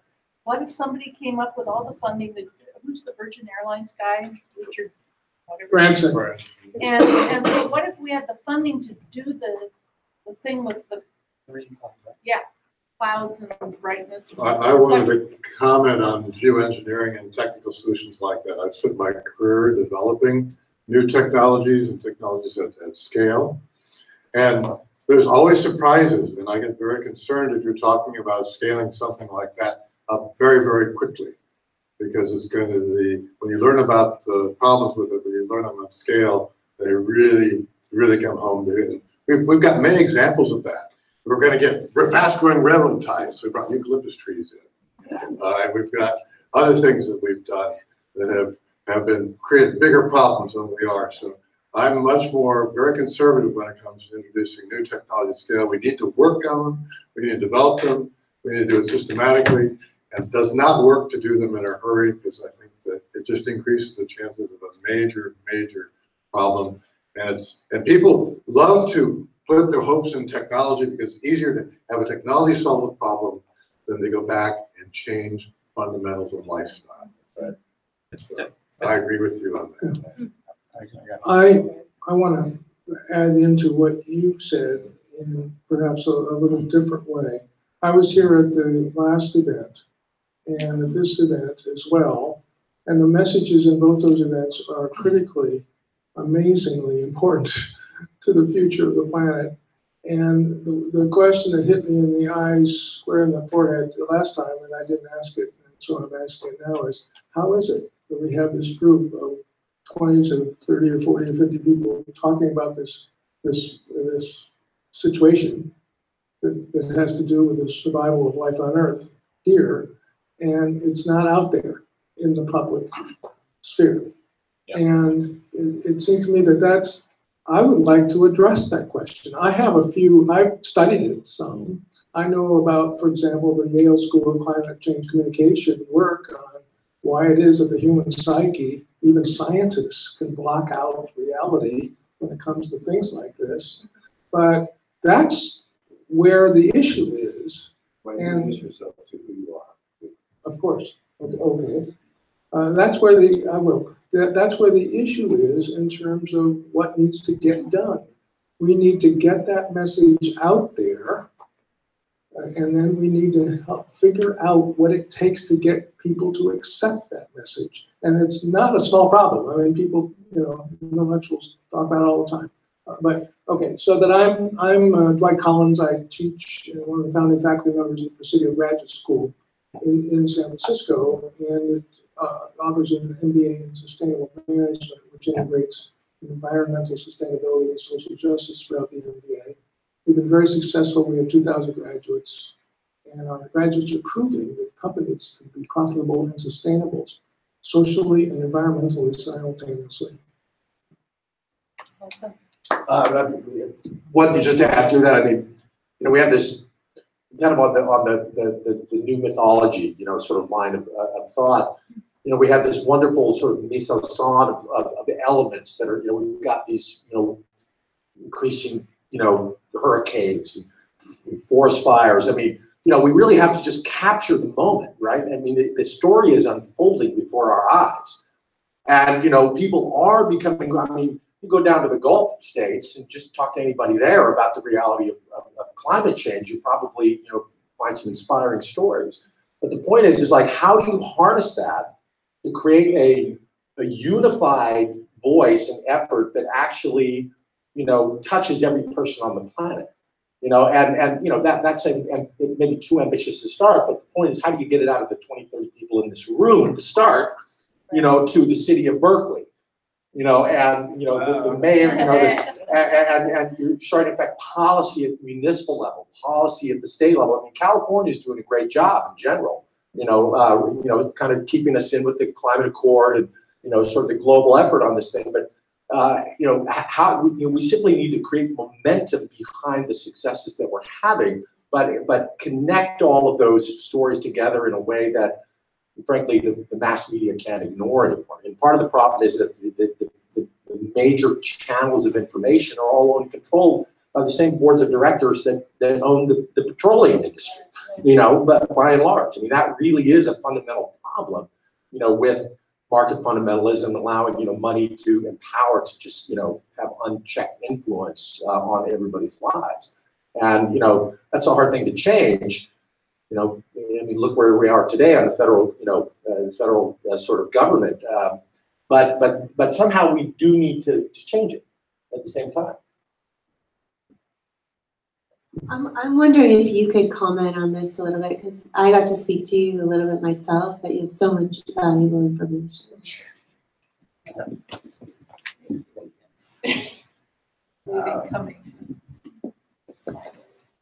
Well, first of all, it's so nice to see so many people together with such different backgrounds and really trying to find a solution. And I was hearing, for example, that you teach sustainability, and so in the past years, I've been involved also in teaching sustainability in an integrated program in which we would have, so for example, professors from different universities across the globe, and we would have a course with different case studies that students would work together. So we would have, for example, one professor in Asia, somebody in Arizona here, somebody in Brazil, and in different parts, and trying to find a solution to individual problems and bringing people from different parts of the world to solve the problem, right? But the question really is, so how do we move forward and implement it? And as an academic, what I keep thinking the whole time is really how to move forward. And when we think about it in theory, we find all these solutions and everything, but how do we do it? And it seems like we need to act at many different scales, right? So we need to do our individual actions in our communities and act at all the different scales, but how do we get everybody together and get the voice out there? That's the challenge. No, I think there may be kind of natural systems that are sort of in play even beyond sort of human capability. I mean, I think, for example, younger generations, the millennial generation. And I have two sons, and one of them is at University of Santa Cruz, an environmental sciences program. My 16-year-old just wrote his paper in his English class about climate change. And I mean, I ran into a young Asian gentleman who had just graduated from with a PhD from Stanford, and he spent the last 2 years just traveling around the world rather than going into the job market because he really wanted to understand where we are, what's going on the planet. And so I think part of the solution may be creeping up just from our kids, frankly, because they're not buying in to everything that our generation bought into. They don't really believe in this. It's quite obvious to most younger people that this system of the economic system that we have is not working. It's unsustainable. You can't afford $1 million 3+2 starter house. It's not a life that they're choosing to live. So I think somehow tapping the energy of the millennial generation, the youth, is part of the key to having this thing sort of catch on at its scale. I'm a millennial. There you go. May I respond to that? Thank you. I know you can't all see me. I'm Samantha. I think you're onto something with the younger generation having the solutions, and I'm still sitting with your question, why isn't this in the public discourse? And I'm personally curious about I'm also curious about what it takes to keep in our sights a really coherent process of solutionary thinking and engagement. And I want to throw out that I've been working a lot lately with the meme, what the fuck? And with talking to people about the very core and seed of our experience of what is alienating that we do our best to ignore. I'm a transformational expert. I've been working with people in very deep spaces around what causes our connection and our dissociation since I was 13. I started grabbing kids and creating experiments about why we feel like we belong and why we don't. And economically speaking, I think we need to really look at collaborative models. I work with a project called Savannah that's a post-blockchain. It's looking like a post-blockchain framework for large collaborative processes. And I really hear what you're saying about it's possible to be sustainable and profitable, and yet the profit motive, I think, is part of what keeps us from turning towards solutions. So I'm putting energy, because profit is always zero sum, so it incents the wrong behaviors. So I've been really looking at putting energy into how do we transition what we're scaling into collaborative models for economic models and transition funding. And the green energy sector, the renewable energy sector, is one of the key sectors where we could start doing that. And so I want to really invite us to look at where could we work with cities and with jurisdictions that can create policy and programs to do that within collaborative models, because it's very win-win. It's also very stable. It's anti-fragile, and that we desperately need that right now. We desperately need to prove economically that we're stronger together than we are apart, because at the core, everyone's working to make more money because people are alienated. Yeah. That's why we have Trump, is because we have enough alienation going on in our country that we've managed to create our own worst monster. So, you know, those of us in the leadership community need to really go into like, what are the core strategies through which we could change incentive for engagement? And that's why I'm talking about what the fuck, because I think everyone has one inside of them that if we can agree on that, we can get somewhere. If we can agree that everyone has this little itchy niggling, I don't belong here, I don't fit in, I've got to compete in order to survive or succeed, then we're going to get somewhere.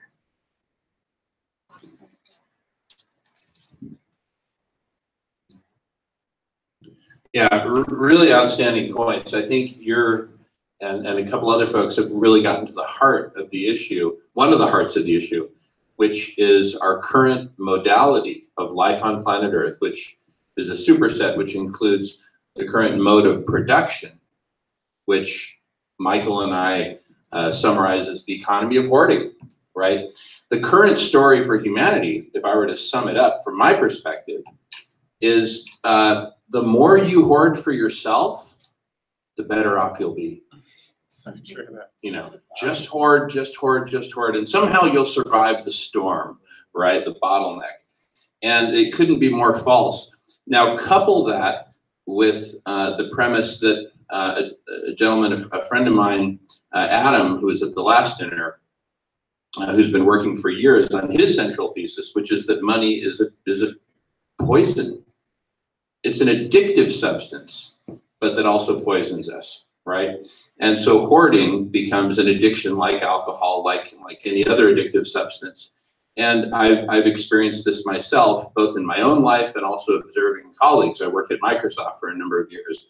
I was corporate strategy manager, and so I worked directly with Bill Gates.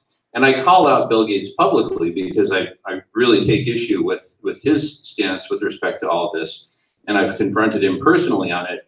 And I literally refer to him as the biggest heroin addict on earth. His particular flavor of heroin is money. And I think it really blinds us. And the fact that most governments in the world, including the US government, are controlled by the oligarchy. And the oligarchs basically care about one thing, increasing their wealth. No matter how many billions or tens of billions you have, you always want more. That's one of the characteristics of this disease. So because of that, my colleague Michael and I have developed a new standard for a global economy and a new mode of production called a compassionate economy, an economy of sharing, along with a new standard called CCC, which stands for Certified Compassionate Companies.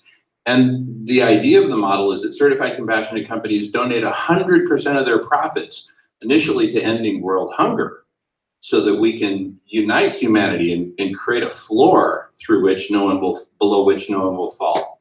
And the idea is that this movement, that these community cafes, which we've pioneered in Southern California for ending hunger community by community, becomes so popular, and that the story that we're finally ending hunger becomes so popular and so magnetic that these brands, led by Sato Hemp, a Japanese fashion house that makes hemp clothing, which is sustainable in itself, become preferred massively by consumers. So we elbow out the hoarding companies and promote the sustainable companies, and this whole new modality of production that we're in business not to hoard more money for ourselves, but to end hunger. And then once we've ended hunger, surplus profits can go to Professor Mark Jacobson and his projects, right?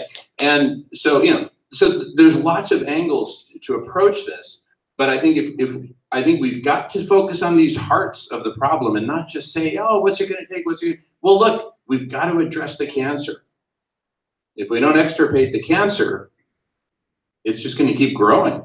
Another cancer is human population. Part of the hoarding, it's not just hoarding money, it's hoarding children, right? Oh, I've got all these children who are going to carry on my legacy and my DNA and my family name and my family business, whatever the case may be. You see it all over the place, right? And we've added 1 billion people in the last 13 years, and we added 1 billion in the 13 years preceding that. This is absolutely crazy. We're in this burnout phase of life on Earth. So I think it's going to take some radical transformations of a revolutionary nature, not violent revolution, but revolution. So love to hear more thoughts on that. from everyone. Yes, ma'am.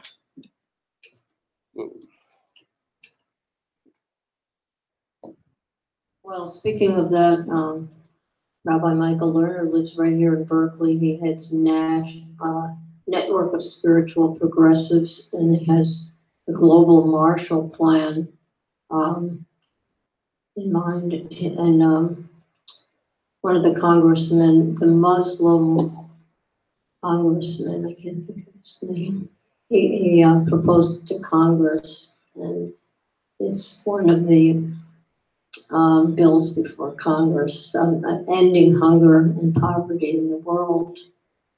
And so I agree with all that you said. We have to change the whole paradigm. I also just wanted to mention that besides the very young getting involved, the very old can too, because I'm a member of Elders Climate Action, and we want to preserve the planet for the younger generations. There's the Bay Area Elders Climate Action. It's also national, but we have a monthly virtual meeting, so you can look up the website and engage in our actions, which are mostly attending meetings like Fossil Free California here in Berkeley. I went to one of those, and there's a bill now, SB 900 something, about getting STRS and PERS, the biggest retirement pension groups, to divest from investing in fossil fuel companies. And they're telling them that they could lose money if they invest in them, because the economy is getting involved in the problems of climate change too, because fossil fuel companies are going to lose money, and so they're approaching it from the economic angle too. So that we go to meetings about clean air, and we write a lot of letters to representatives. So that's just one little organization. We work with 350.org too.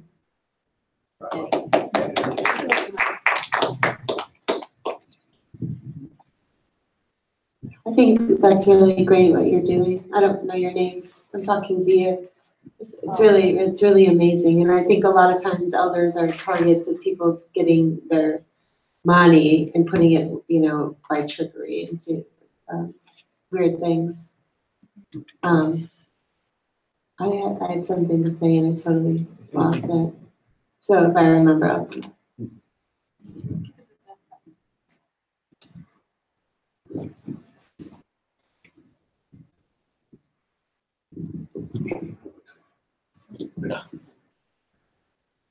Well, as far as changing the narrative, getting this information out in the world, we have this incredible global mass media system, and as we all know, it's dominated by the consumer culture drivers. But it's I see a lot of promise in the combination of growing networks using online systems and communities. Samantha mentioned the Savannah Project, which is one of many initiatives going on to link up people and groups, the kind of meta network concept, creating networks of networks. And I think there's a lot going on. But the bottom line is, how do we, in a media culture that makes rock stars out of technologists, why can't the Professor Jacobsons start getting this kind of notoriety? And we have had obviously a few well-known leaders in the green space, but we have the vast ranks of scientists who are and various kinds of researchers who are assimilating all of this data and are really facilitating this dire need for collective intelligence. And it just seems to me that I think there's some opportunities, with Netflix sitting with some hundreds of millions of dollars of production money in the bank, waiting to churn out new series. We've got to get some Billions. some billions, yeah, it's just insane, you know. And this global appetite for this programming is astounding. But when you see the backdrop of the events that are happening on an annual basis, the fires, the floods, everything going on, we could begin to lay out this narrative of what's actually happening and get the real experts to stand up. And your incredible presentation, the synthesis of data and thinking that goes into that is a pinnacle, you know, and that needs to be translated into more, you know, generally understandable infographics, simplified kinds of summaries of that information. But you and those who share your level of expertise in these specialized areas need to be elevated and celebrated by our culture. And, you know, I really think we need to, you know, create some initiatives spanning these networks. I mean, we have truly a global network, as the statistics say. People want, that's just one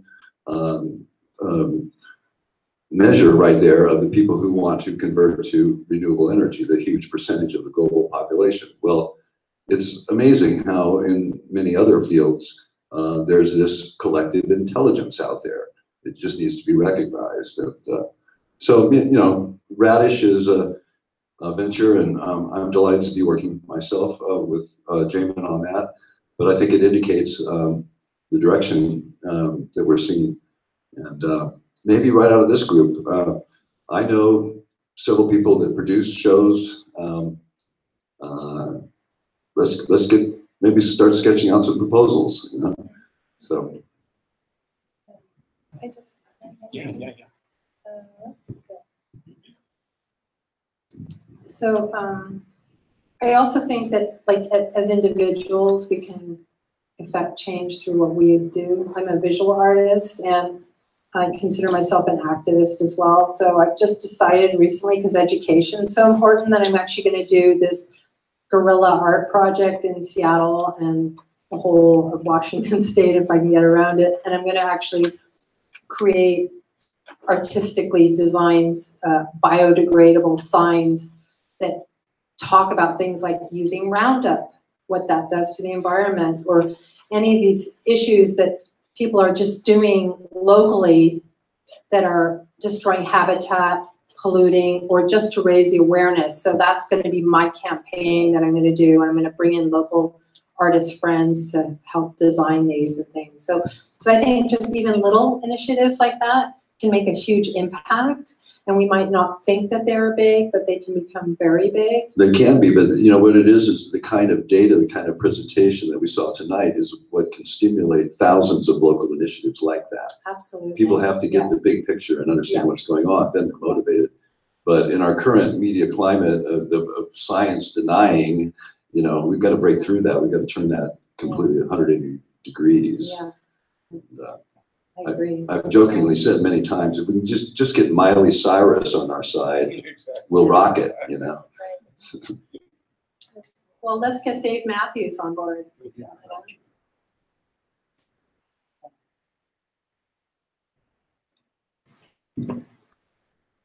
So one narrative changing, like very targeted shift that does need to occur is with the elected officials in the state of California and municipalities. Because right now, you know, the city of Berkeley will declare a climate emergency, but it won't commit to like trying a decade transition. And it won't commit to changing business as usual as far as implementing climate action plans. You know, so I'm a millennial. You know, I'm working on changing the narrative. And if you all walk out of here and you don't at least send a fucking email to the mayor of Berkeley or any other elected officials, I'll be so fucking pissed at you. I will seriously be so pissed at you.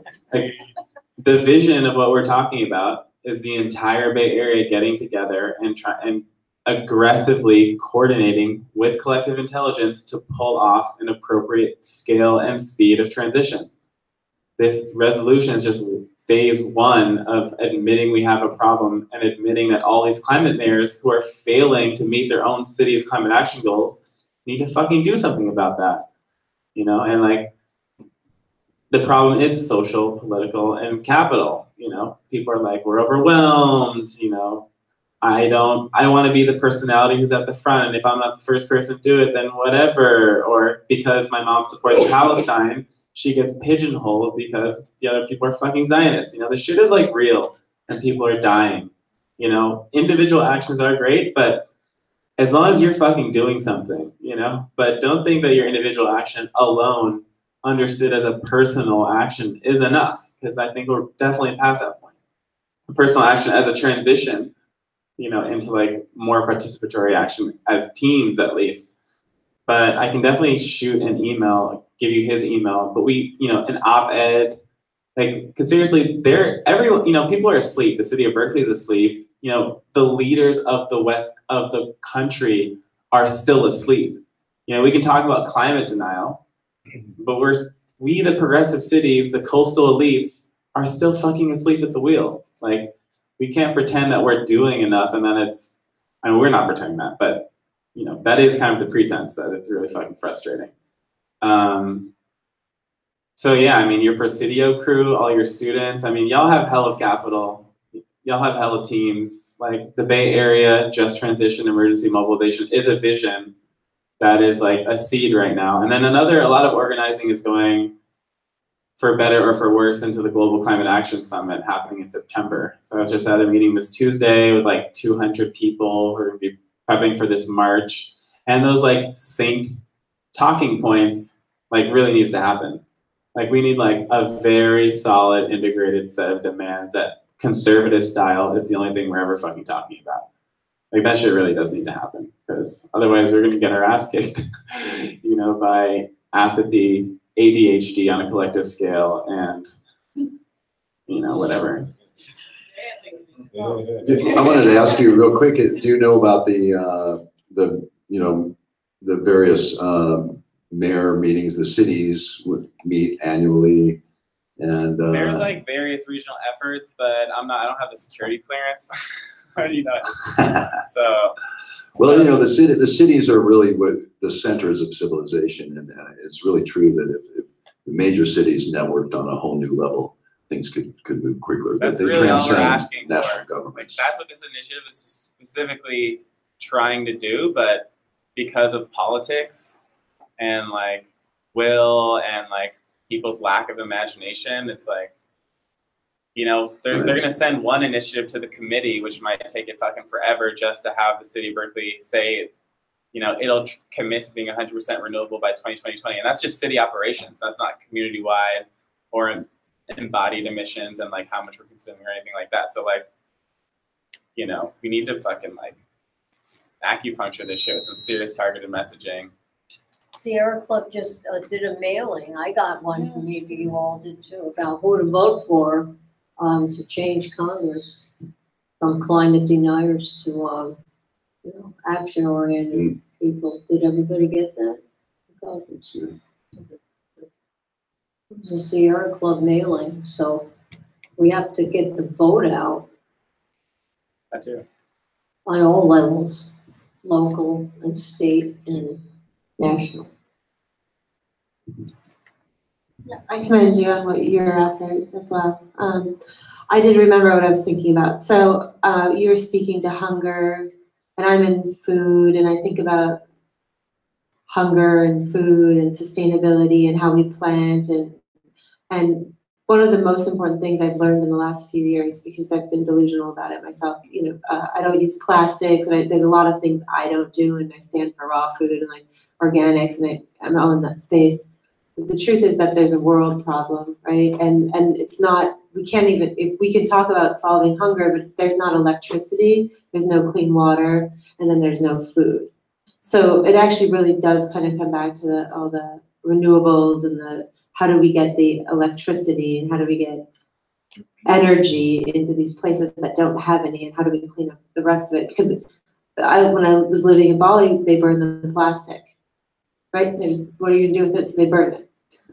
You know, so there's actual real problems that are related to not even having infrastructures in place, and I think that's where, you know, getting behind projects like renewable energy, going to your city. I mean, you're talking about 2050, and we can't even passed something in Berkeley in 2020, which is one of the most progressive cities on the planet, allegedly, right? You know, so I mean, this is like, this is.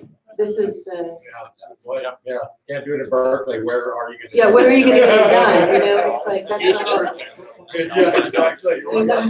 Berkeley has money and incentive, and it's known as the progressive city, so it's, you know, it's a real problem, if you can't get it done. There is a organization, the National League of Cities, which is, I mean, in fact, we're kind of been doing a collaboration with them around kind of, you know, sustainable cities, you know, sort of a theme, but I think they represent a large percentage of cities with a population of, you know, over 25,000 or something like that. But the point is if you can get, you know, a sort of a leadership organization that has the mayors that are all listening and are sitting around the same table, and, you know, find a sort of a leader, you know, whether it's Berkeley or whether it's, you know, San Francisco or wherever it is, but, you know, figure out how to create a policy at a municipal level that sort of speaks to all of the tentacles of this problem that can be addressed at a municipal level. And somehow, you know, I mean, there just happens to be an organization which is an entry point to a large percentage of most of the large cities in our country. So, you know, one approach maybe, rather than just focusing on Berkeley, you know, focus on the National League of Cities and focused on their agenda and focus on the policy, you know, conversations that they're having, and find a, you know, an advocate who's a, you know, who's a respected kind of leader within that, you know, organization, and sort of just, you know, pull this thing up to a conversation that's involving all the cities of a certain, you know, scale in the country. That might be tactically a sort of a better approach. I mean, not that we shouldn't be all emailing the mayor of Berkeley tomorrow. Or we probably should. Local mayor. Or your local mayor, but the point is how do you scale it? You know, and so, you know, just there are some organizations that have already put a lot of, you know, energy into, you know, creating these linkages, you know, where there is potentially a common unified message could be sort of distributed at scale. So.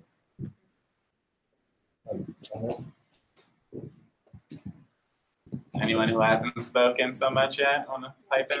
Yeah. Anyone who hasn't spoken who would like to pipe in, please. Oh, sure. I was No, just or make it thinking long. here, because he was saying how to scale it, and sometimes I feel it's one hard point is that people want different things.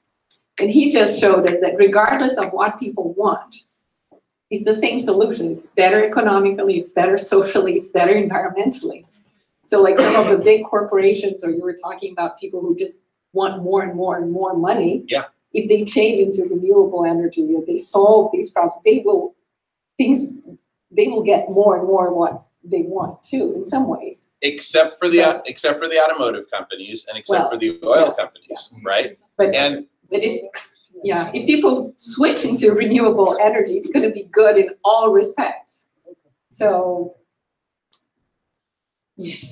I just wanted to comment. I'm circulating a list, an email list, so that we can continue this conversation even after tonight, leveraging our collective intelligence. Because one of the things, as Michael Gosney pointed out, he's one of my colleagues in Radish, we're creating a platform for collective intelligence, is the assertion that no one of us alone, you know, can figure out what we need to do, whether individually or as part of a collective. Which collective, right? And we start talking about geoshading, and then Doug says, well, no, that's going to be counterproductive, right? See, this needs to be hashed out. But instead of us each trying to hash it out within the confines of our own cranium, which is a pretty dangerous neighborhood to hang out in, we need to do it collectively. Or in our own silo with all of our colleagues speaking our own language. Yeah, our own echo chamber, right, exactly. And so, you know, a few years back, Michael Call, Michael Gosney, some other Michaels, we seem to have an epidemic of Michaels within Radish, but we all, you know, came to the collective realization that we cannot do this under our current modality of existence, where each of us has a job and each of us has our own thoughts and each of us has our own Facebook page. We need to come together and form a hive and use our just like the bees are a great example. There's what was that, Honeybee Democracy, an outstanding book about the collective intelligence of bees. They can make brilliant decisions as a collective with, hundreds of thousands of neurons compared to our, billions or trillions or however many. But they're way smarter than your average human because we are shooting ourselves in the foot. We need to come together. So these meetings, these Sierra Club dinners, are a step in that direction. Radish, our platform, which we're about to launch publicly, and anyone will be able to join, are a step in that direction. So I just wanted to mention that. Very important.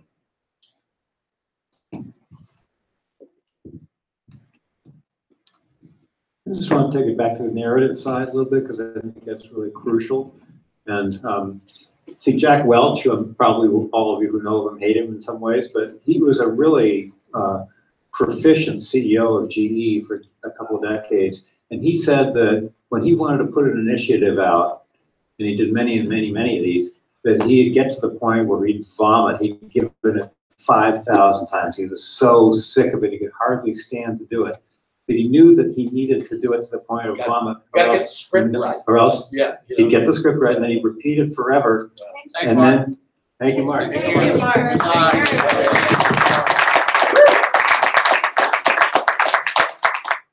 Mark was amazing. And his He get it. slides too. He got it to the point where he was so sick of it, and then he knew he had a chance of it sticking. So he had to repeat it 5,000 times for it to stick. And so George Lakoff, who is a retired, I think he's a cognitive linguist or something, professor at Berkeley who retired, his thing is that you need to develop a framework and that it takes decades. And the framework is a narrative that says your points and gets them across and so on. And you have to beat that drum forever. And it takes a long, long time. But once you've beaten that forever, then you can kind of trigger that narrative in the public a little bit.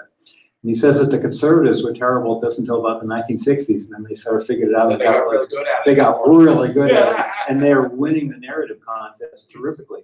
And so what's, I think, missing is somehow a collective narrative that we all can share, so that when the news camera comes around to any one of us, and we don't say exactly the same thing, but we all have the same points that we get across, and we push it to the point where we're vomiting because we're so sick of them. And then at that point, they might start to take hold, and they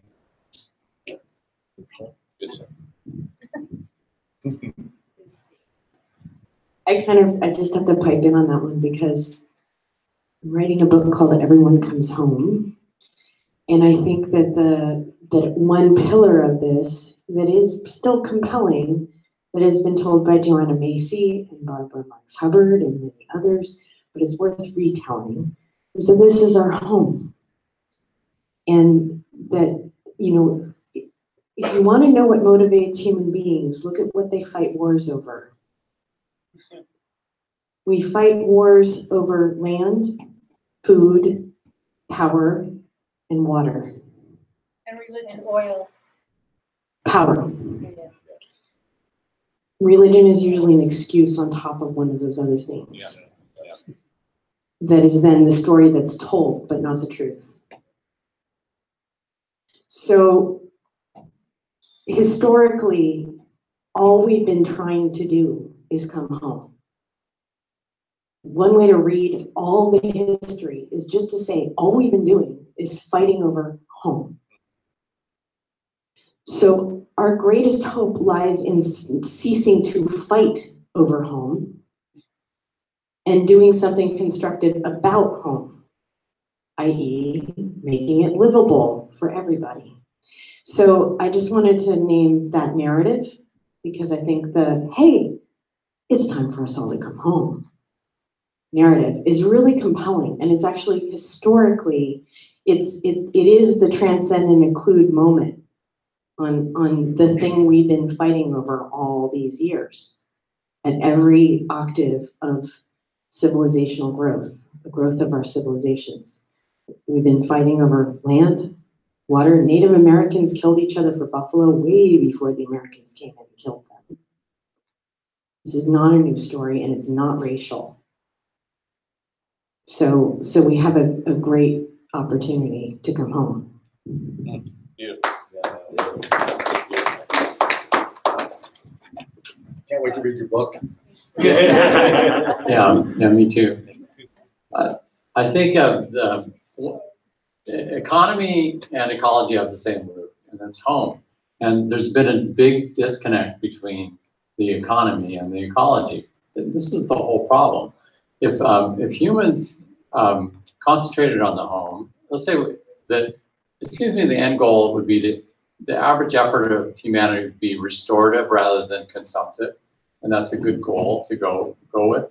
And there's a lot of accounting in there and figuring out, well, what is restorative. But I think that joining those things together so that the economy is supportive of the ecology, which is true wealth. And true wealth creation would be increasing the vitality of the living planet.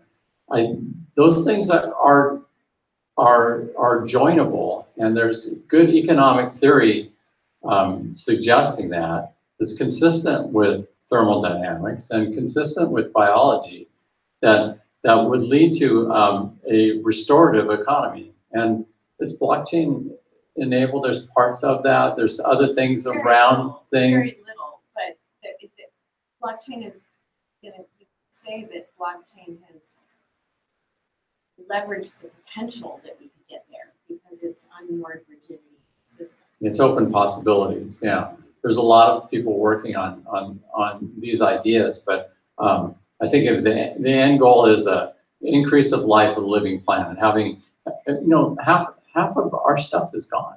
Half the wild animals are gone in the last 30 years. Half the pollution has been created in the last 30 years. And that's actually the harder question to really, really discuss, because it's really not just human population we're talking about. Right. Because really, 90% of this conversation has been contained in the human population, sustainable, civilization. But really, the larger conversation is all of that. Right? That supports us. Yeah. That creates an ecosystem that supports us over the long term. Yeah. But that is also, respecting nature and all life. Well, that's why biologists are so depressed, because the systems are so complex, they don't see a way out of it. The collapse of biological systems are not recoverable in their studies, right? So that means we have a very short amount of time to get to it. But I do think that we're the only intelligent species, the only species that have a chance of doing that, of becoming restorative. But we've got the hands to do it and the minds to look ahead, the technology to talk to each other. We just have the economic system that supports bad behavior. Having an economic system that rewards good behavior makes total sense. Why does it make sense to blow up countries that put all this money into military? It's a lose-lose situation. How about a win-win? How about if the Navy restored the oceans? How about if the Coast Guard regrew the kelp forest? How about if the Army planted forests? Exactly. Right? You know what I mean? And what do you get? Imagine if you could shift You get wealthy. investment and make it profitable to do good. Right. That's all it takes is an economic unit that rewards that service of planetary restoration. All right, all the quiet elders. Quiet types. Let's go. Regarding what we could do tonight, how about an email to the mayor of Berkeley? Thank you. From this college, who would you willing to write Jimmy? We could all sign. I mean, that has a lot of power with all the people who are here tonight and who I've been talking. Absolutely. So in the next 24 hours, I'll get an email out to everyone who signed up on the list. And Armando, if you would take a first crack at a draft or some bullet points, just to get us started. Not that we necessarily just want to forward your words, but it might not be a bad idea for you to frame the argument, because you're very close to it, and we can use that and put it in our own words. One thing that I'm not that good at framing is the climate reality, or just the necessity to go faster and be bold. Like someone who's like more rooted in that thing it'd be great if that person crafted. I'll take that on. Okay. I'll take on that. Let's you and I collaborate. All right, sounds good. Yeah, and share that with the group, and we'll all do it. Sounds good. Thank you. Good. Thank you. You could get a postcard writing thing going as well. We did that in Seattle. It was really effective. And I think we're getting to the heart of something here, which is, I think that this group here if we hung out for a few more hours, we could envision. Thank you so much. Thank you. Great stuff. If we hung out for a few more hours, which I'm not suggesting we hang out till 3 a.m., but if we did, I think we could come up with a pretty compelling picture for utopia, right? Community cafes would be a part of it. Regenerative agriculture, right? That sequesters carbon and regenerates ecosystems, et cetera. But the life or death question is not so much, what does that utopia look like? It's how do we get there from here? Given that we're stuck in this modality of survival, whether you're Bill Gates and you're freaking out because Jeff Bezos just passed you up. The big problem he's faced with, second richest guy. That's his crisis, being the second richest person on planet Earth. But I'm not kidding, that is his crisis. I worked with the man. And so how do we get there from here? That's the key. And my fundamental thesis is it's going to take collective intelligence to figure that out. It's going to take my good friend Gerd, who's got so much inside his cranium, but we haven't heard from tonight, not to put you on the spot, but just to, as an example. It's going to take all of us bringing our best threads, together, right? And contributing them. Some of us are experts in food, others in agriculture, others in economics, others in philosophy, others in communication, right? This is the essence of collective intelligence. Coming together, each bringing what we have, not each of us, none of us feeling like we have to have the whole answer or all the answers, but each of us bringing the part. The bumblebees are a great example. One scout goes out, comes back and does a little dance. Here's what I saw, right? What do you think? That kind of thing. So come prepared to dance. That's the bottom line.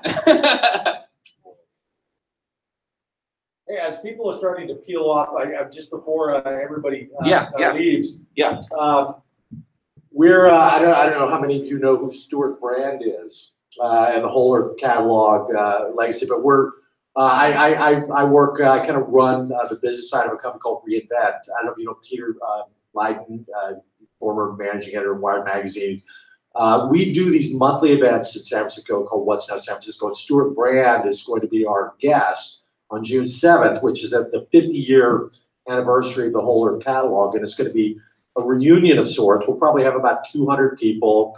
It's free, invite only, open bar, food, really high-end thing. But I'd like to invite all of you to be my guests on June 7th with our Stuart Brand, and it's in South of Market at a place called the Applied Innovation Exchange. But you're all really smart people and really interesting people. And that's the whole point of this series, is to bring, in fact, the idea of the series is a survey of innovation that's happening among industries that are characteristic of the greater Bay Area. Of course, that's a pretty broad palette, but this coming month, we happen to have Stuart Brand. It's going to be an awesome one. So I just wanted to highlight that. And I'm Brad at Reinvent on the email list. So you'll find me there. I'll have all your emails and I'll shoot you back a link to where you can RSVP to that. But I hope you can join us there. I lost, 10 or 12 people, but we'll get the word out to the rest of them. Email list. Yeah, actually, can I just ask, is everyone okay that this email list, that everyone sees everyone else's email? Raise your hand if you're okay with that. I'm okay with it. Yeah. Everyone okay with that? Okay. Cool. All right. Good question. Yeah. I don't want to always assume that. Right. When is your event? It's June 7th, which is, I think, a Thursday. And we do this every month. So we've got we've had the most fascinating people, in biotech and, artificial intelligence. We had Paul Hawken, a year ago do it was literally the release of his drawdown book. We had him as our featured guest at that moment in time, which is, I'm not kidding. And this is a fairly, this isn't a place where you're typically going to see a standing ovation. I mean, this is a speaker series, right? You got 150, 200 people in the room. After Paul was done, and I know many of you probably know Paul in this room, but I have to say there was about 3 seconds of just perfect silence, and then everybody stood up and gave him a standing ovation for about a minute, which seemed like a lifetime in that particular context. So we do some fun stuff. So get on our, I'll put you on our list, and we'll keep you on it so you can join us for future things. Can you tell us the details of that email list? Yeah, I mean, basically, I'm gonna once I get this list, I'll just shoot you an email with a link to our event with Stuart Brand. It's an Eventbrite link, and once you're on our list, we will keep you on our invite list for the event. So, yeah. Good. Awesome. No, and that's a great example of collective intelligence. Yeah, totally right. These are manifestations. Oh, you're talking. Sure, sure. Thanks. These are manifestations of collective intelligence. And I truly believe that if we make it through this bottleneck of abrupt climate change and the sixth extinction, it will be because we learned how to come together as a hive. And figure this out collectively. Yeah. Either that or Elon Musk is going to figure out how to, colonize Mars. We'll survive his little 2,000 people communities in space. Either way we're set. So yeah. I think we're all in the same plane here, thinking the same way, and we talk very rationally, and the slides were very rational. But Leave it on. You're doing great. But I really agree with the gentleman over there, and I'm so glad you spoke. I'm grateful for her question, even though she's gone for pulling you out. And so I'm in mental health, I'm not in climate. And the human brain, the motivational part of it, I'm sure Bill Gates is incentivized by money and glory and all. And that's tied into that dog brain. And so what is it that keeps that charged? And whatever keeps it charged, we know that from human research, we go towards the carrots, not the sticks. So we can motivate through fear, or we can motivate through incentives. And what really incentivizes us, certainly money, but also do-goodism, right? So the companies that can have benefits as well as sustainability or a little bit of profit will go for those benefits too. And so I'm wondering how we can incorporate for that visual brain. The dog brain really gets visuals, right? Kids get taught really well with those implicit as well as explicit images, and they last forever. We're still living from what we don't know we saw when we were 3 and 8, 16 and lusting for everything. And so I'm wondering how we can continue as we go forth through emails and in our neighborhoods and preschoolers and whoever we're talking to on campuses and one another, how we can keep those visuals going with the narratives, because those stories appeal to that tribal caveman part of us. And our 3 millennials, I just have to say, I'm aghast in their mid and late 20s and ex-Googleites, etc. They don't have the fire under their arse of the urgency that we feel. And they think their generation is just not all millennials. I don't know how we got 3 that think that their planet of that age is going to solve the problems that we caused. But so when I'm talking with them, there isn't that urgency, and I get a little frustrated and activated in my nervous system, but also to borrow from their hope, because their hope is what keeps me going. If I don't have hope, I'm just going to drip and not write those emails and say. So I remember from when I was a preschool mom, and they were teaching us moms that when you have your second kid, how to tell the first kid that they won't be wiped out of love. And she said, you have a candle, and when you bring over a second candle, does the first candle lose its flame from the second candle? No, the wick, it just passes it on. And third, and so JFK, we just heard JFK Jr. on the Riverkeeper guy about how he was one of 11. How on earth did they do that? Well, I guess the flame keeps going. So how we can spread the hope to keep our own energy, because it's a challenge. And I guess so all different silos, even if they're locked in their silos, as long as they keep their energy, and then others that are more globalist and more abstract can kind of link it together, keep their energy. And so I don't know what I said. That's great. That was great. I just wanted to come back to millennials. I think we do have to ignite hope in them. I teach with a lot of 20-year-olds and their staff, and they don't have hope. They tell me when I talk about abrupt climate change, they know what's going on and there's no hope, so why do anything? So I think we need to inspire them, Thank you. They inspire us. Could I ask Professor Mark here something? I believe that there's a little bit of a controversy amongst climate scientists. Yeah. That if they promote that it's hopeless, then they lose all the incentive. They're unable to motivate people to do anything. But if they tell the truth, if they tell the truth, then people just kind of fade away and it's all hopeless and nothing. But on the other hand, I mean, maybe you told, but certainly Professor Jacobson is hopeful. He thinks he's optimistic. He thinks we can solve the problem. We've got the answer. We can handle it. So what do you think? Where does the climate science community come down on that? I haven't done a survey of that to give an academic answer. I don't know on the one hand or on the other hand. But I think that different people have different views on it. I think actually that climate scientists and energy analysts, I'm not actually a climate scientist, I'm an energy analyst and a cost benefit analyst and environmental impact assessment person, so I can't really speak for climate scientists. But I do know from the work that we've done that everybody has an agenda, or many people have an agenda, and that makes it difficult to get a coherent message out. So I'm answering sort of a broader question, which is, we don't speak with one voice for a variety of reasons, and they have to do with professional agendas and egos and maybe even commercial interests that tend to push people in different directions.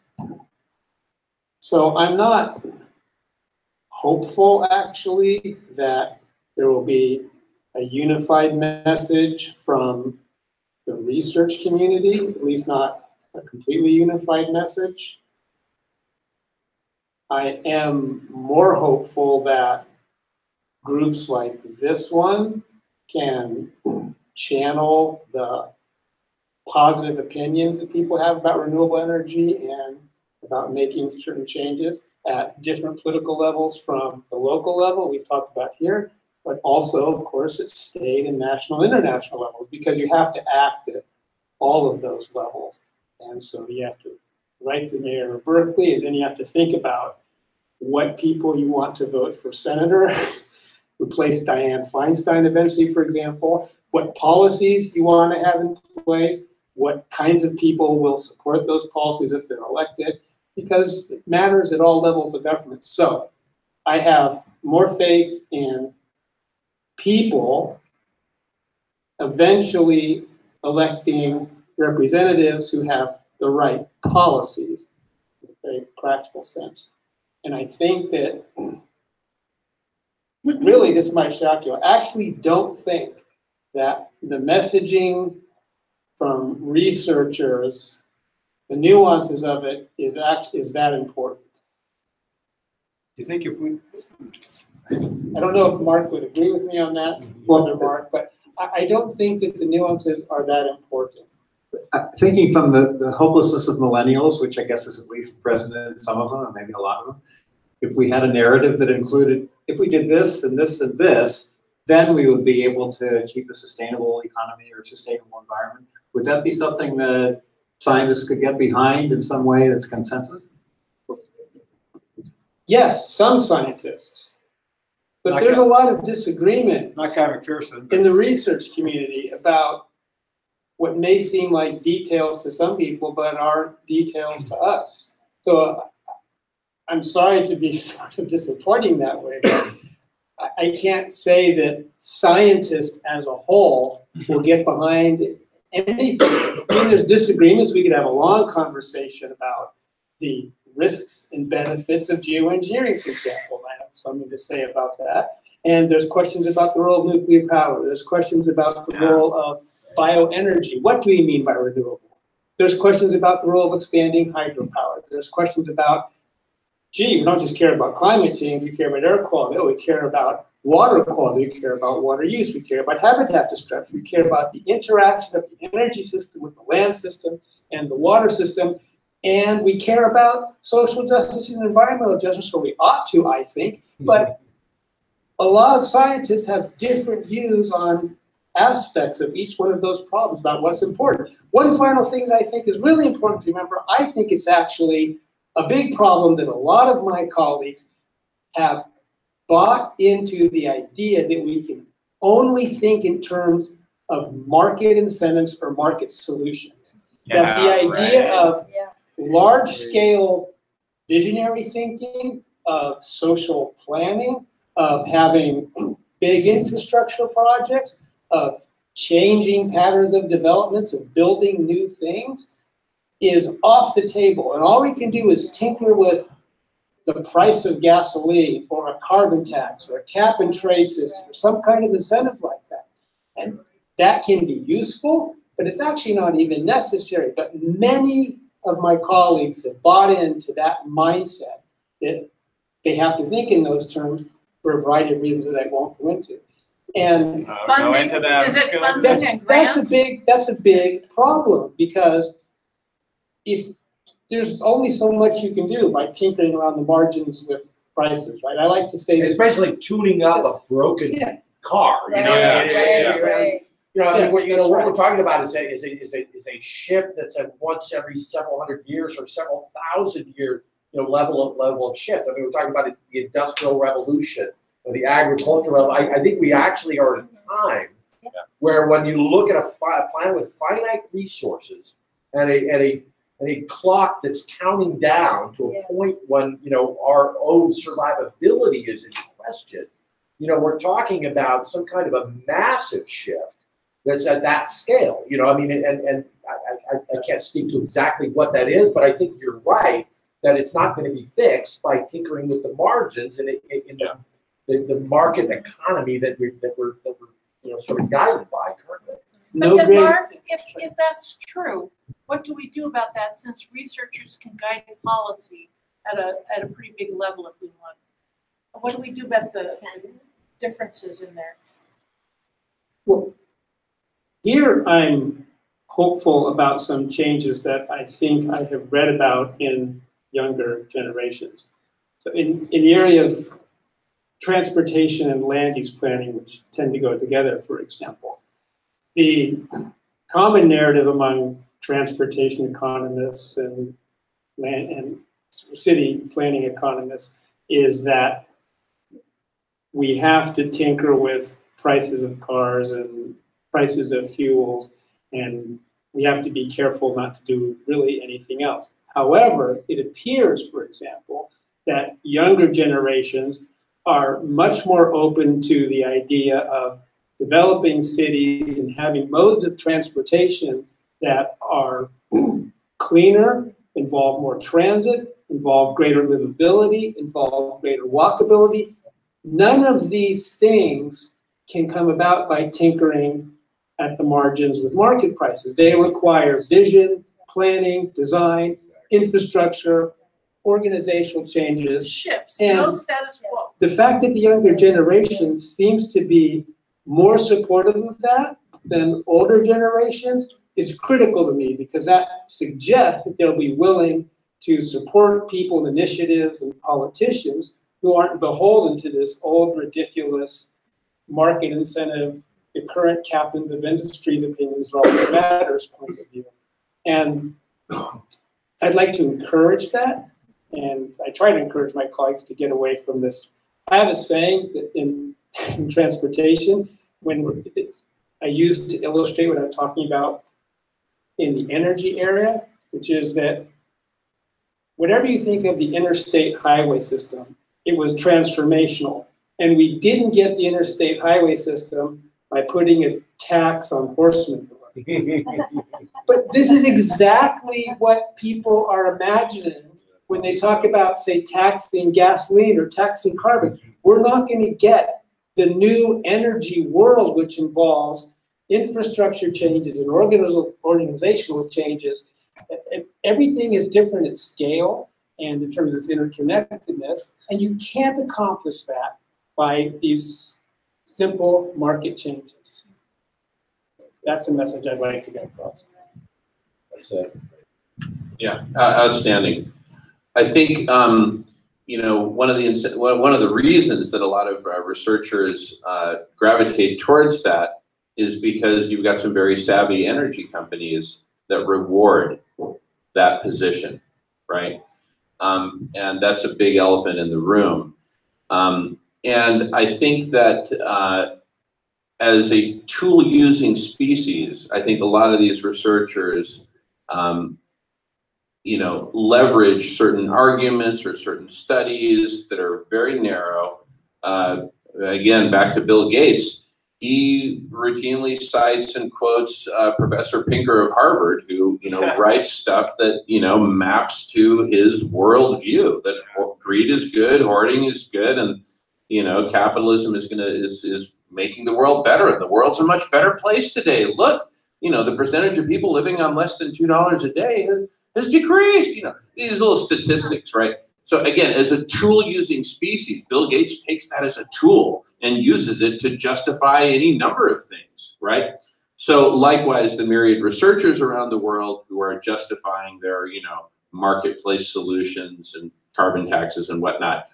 What is the antidote to that? The antidote to that is a higher level of thinking. The antidote is collective intelligence, because with collective intelligence, the minute a Professor Pinker puts forward some ridiculous assertion, the collective intelligence can pick it apart, dismantle it, and say, here's your broken car, right? And here's your, you know, broken emissions system, and broken this and broken that. Because otherwise, if we're all fragmented, each of us can grab whatever fragments we want as a tool-using species to justify pretty much anything. And it gets down to the lowest common denominator, our current story, that we're still stuck in. I'm still stuck in it to a large degree, which is that the more I hoard for myself, the better I'll be. You know, I'm very enlightened when we're in this kind of a circle, but watch me when I'm, you know, behind my computer screen making money, right? And I'm a different organism. That's just reality. That's just a hard, cold reality. So the antidote, I again maintain, is coming together and dancing together.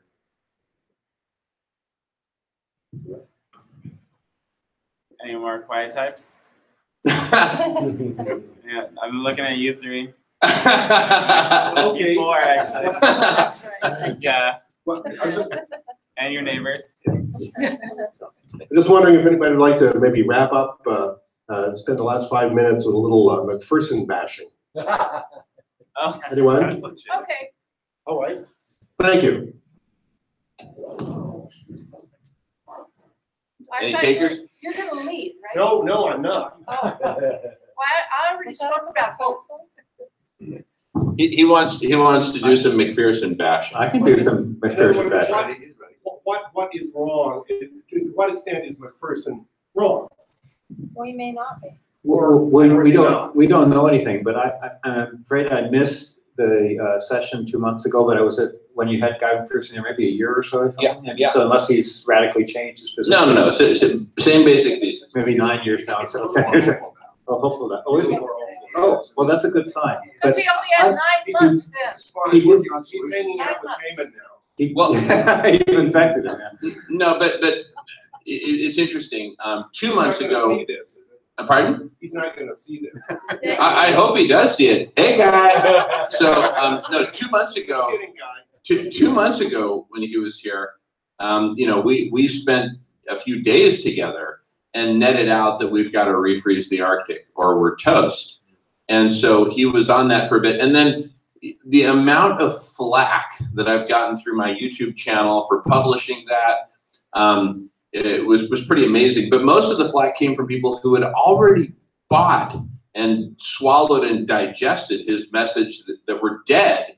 And so, sweet, I can just smoke weed and, you know, travel and, you know, because there's nothing we can do anyway. And so it was kind of like Guy McPherson had announced, you know, school is canceled for the rest of the year. Everyone's just partying and woo, you know, and then a few months later you hear on the megaphone, I was wrong. There actually is something we can do. So come back to class, bring it. Oh no. And they were pissed. Oh my goodness, were they pissed. But these were the true believers who were the most pissed off, right? So, and then Guy McPherson promptly essentially reversed himself and said there's nothing we can do. I guess that's what happens when he hangs out with Jamin Shively too much time with Jamin.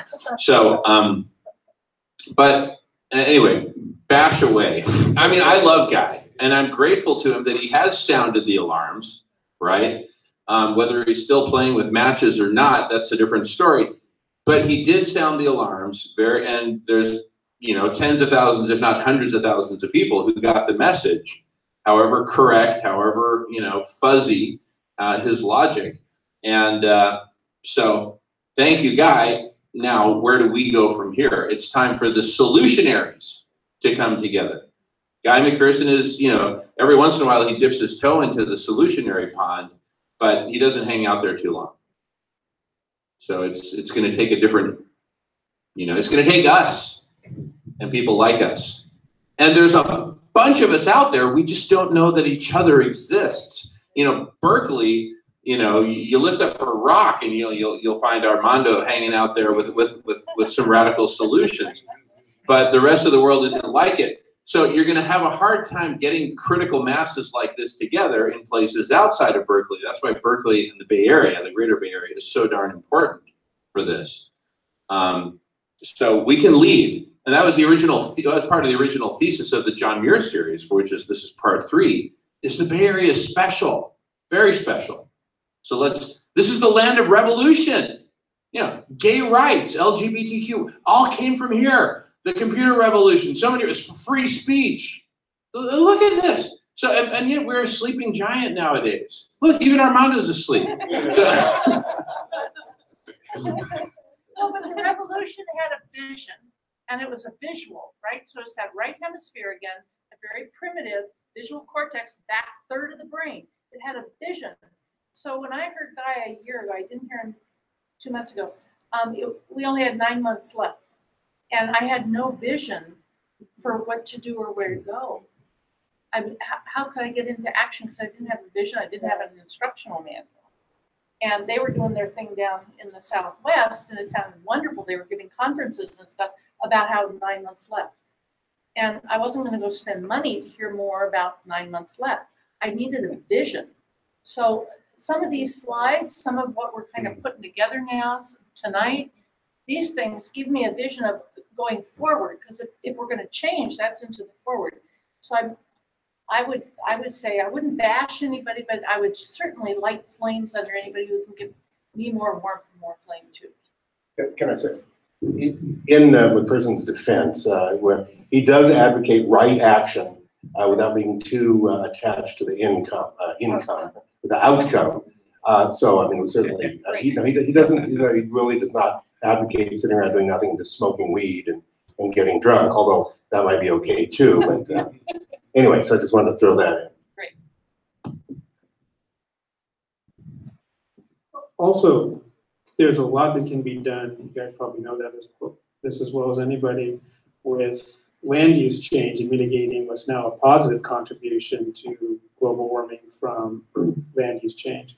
There's been some recent studies on afforestation, reforestation, restoration, rehabilitation of degraded lands, repairing of riparian areas and wetlands that show a surprising, to me anyway, surprisingly large potential sequestration, carbon dioxide removal. It also has many other co-benefits in terms of water quality, species diversity, habitat restoration, that sort of thing. These are in addition to, for example, the benefits that you get just by completely decarbonizing and cleaning up the energy system that Mark showed. And in some cases, they're not as long-term, but they're the same order of magnitude. So there is actually a potential to do really good on multiple fronts environmentally, not just climate change. I believe that. Whether you have the technical and political will to do it as quickly as some people have wondered if we can, I don't know. But there's certainly technical and economic hope in my view. Yeah, this way. Sure. I think there was a lot of logic in what Guy McPherson said, and I think we need to take him very seriously. And this is why I brought up the idea of geoengineering before.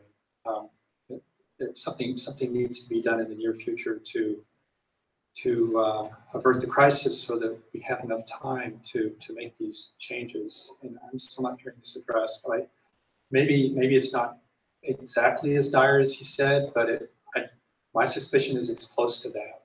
And the reason being is because of the methane in the Arctic. and the collapse of the jet stream and the missing ice. We can't forget about that. We need to take what he's saying really seriously. Exactly. Yeah. Let me agree with you this time in the sense that I think there's a really nice piece of the narrative I keep going back to, which is the methane thing. And so some people argue that if you focus on methane only, that's the thing to focus on right now to solve the climate problem. And the basic reason is because it's a terrifically bad greenhouse gas right after it's emitted, and then it gradually deteriorates into CO2 mostly over time. So the first few decades of the methane release is just hideous, and that's the timeline we need to act in. And so we can't, and so the methane that's being, so there's tipping point methane, but there's also the methane that we're leaking through all of the exploration and transportation and refining and storage and trucking, all that. All the methane that's released, because natural gas, as you all know, is almost all methane. So all the natural gas infrastructure, from our gas stoves all the way to the mines that sometimes blow up and PG&E blows them up, all that stuff's leaking methane all over the place. And the result is that the natural gas, the clean fuel, the bridge fuel, is actually worse for the climate than coal.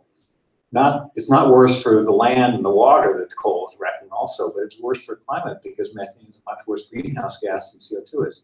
And so if we focus on saying that methane is a thing we really need to hit on now and in the next 10 years, and if we can get the methane problem, not only do we prevent those tipping points, the clathrates that have the 14,000 gigatons of methane, but we also fix our energy structure and so on. So I'm saying that I think that no matter how desperate it is, that if we can focus on the visual of the methane problem is the one we need to work on first, that's not a bad narrative. But the point I'm making is that we're out of time, and that's my concern.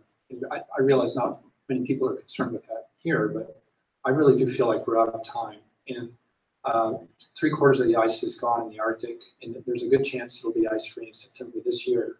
And we're going to see changes, big changes in hurricanes, fires, droughts, the ability to grow crops. That's coming up soon. And it needs to be, I think it needs to be addressed in developing these. If we're going to use geoengineering to address it, that takes a lot of time. It takes pilot studies. It takes a lot of work to get that going. Now there are no programs at all, basically, in geoengineering. So, but I don't really see anything else saving us. Yeah. And giving us the time that we need to make all these other changes that we're talking about. I think the issue at hand is we have to do something about overheating the planet. Yeah. What if there was a benevolent dictator who had all the resources? Is there a jurisdictional problem for him to just do that solution while we decrease the methane and get rid of the cows that make a lot of it too? Is there a jurisdictional problem to? That's one of the issues of geoengineering, is because any old billionaire can actually induce a solution. As you were saying, it takes $5 billion to do the solutions. So actually, any billionaire can say, "I'm going to solve climate, or I'm going to prevent climate," and that's one of the issues, is because we don't know what the unintended consequences are, and it isn't that hard for a non-governmental, Bill Gates or whatever, or Richard Branson can actually try a geoengineering solution. So I think that's one of the dangers. Yeah, but that's something. That's why we have things like the Paris Agreement. We need to get countries together to agree on these things and make regulations. And I think there are regulations in place in the United States that prohibit that unless it's agreed to. But there's an international effort, just like we want the international effort to keep the temperature rise below 2 degrees centigrade, which looks like it's on the verge of failing. Is part of that solution may be geoengineering at this point, because we're not having a lot of success keeping the temperature less than 2 degrees centigrade. We're not there yet. I understand, but we're emitting fossil fuels we're accelerating the emission of fossil fuels. Carbon dioxide is increasing. One down, one to go. So I mean, we're not there. I don't see how we're going to make it. I don't see how we're going to get through without doing something to cool the planet and refreeze the Arctic, like you're saying. Yeah. And 50% of the warming now it's not due to carbon dioxide, it's due to the loss of albedo in the Arctic, the loss of snow on the tundra and the loss of ice in the Arctic. So that's 50% that it's just there, whether we emit carbon or not. It's nothing to do with the carbon. Yeah. And eventually it's going to be more than, eventually it's going to just take over, and no matter what we do.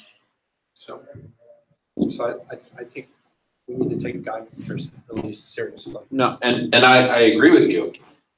We are like a grade B- movie in the 70s where this car is just bashing through barrier after barrier. We just keep bashing through tipping point after tipping point.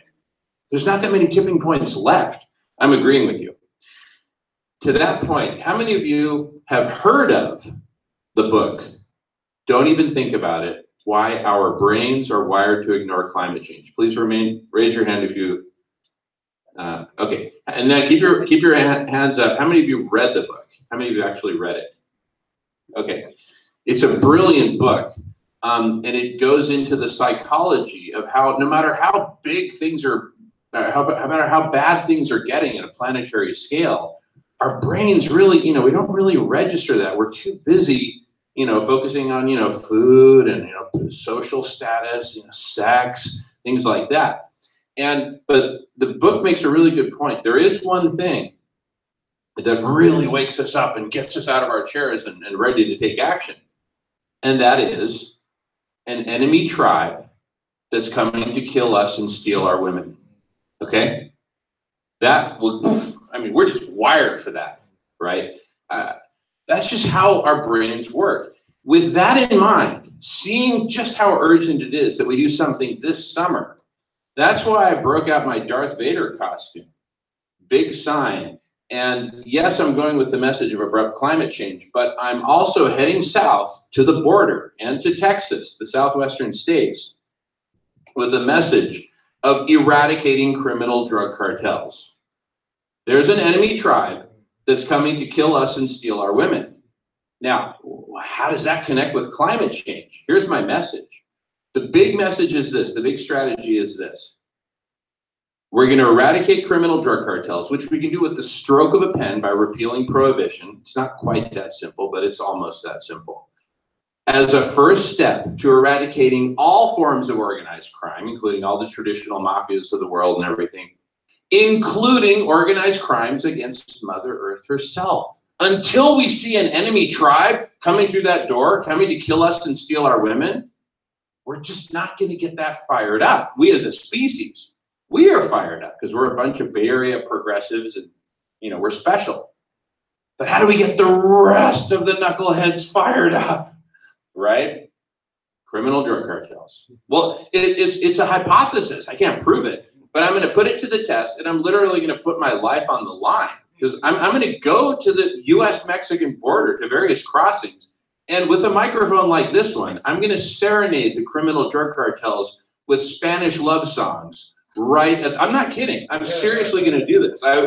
I did this in Oregon on my way down here, Portland, Ashland. I've done it in Seattle dozens of times, and now we're taking it national. I'm just giving an example of the extremes to which I'm willing to go personally to wake people up, and I might take a few bullets in the process. You may not see me here in the fall, right?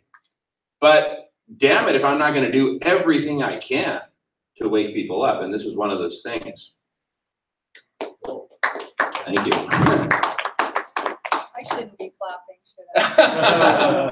The bullets. Way to get him a bulletproof vest. I think he meant bomb hits. I have a really, I'm humiliated to ask this question. I'm so naive, and it's going to sound really superficial.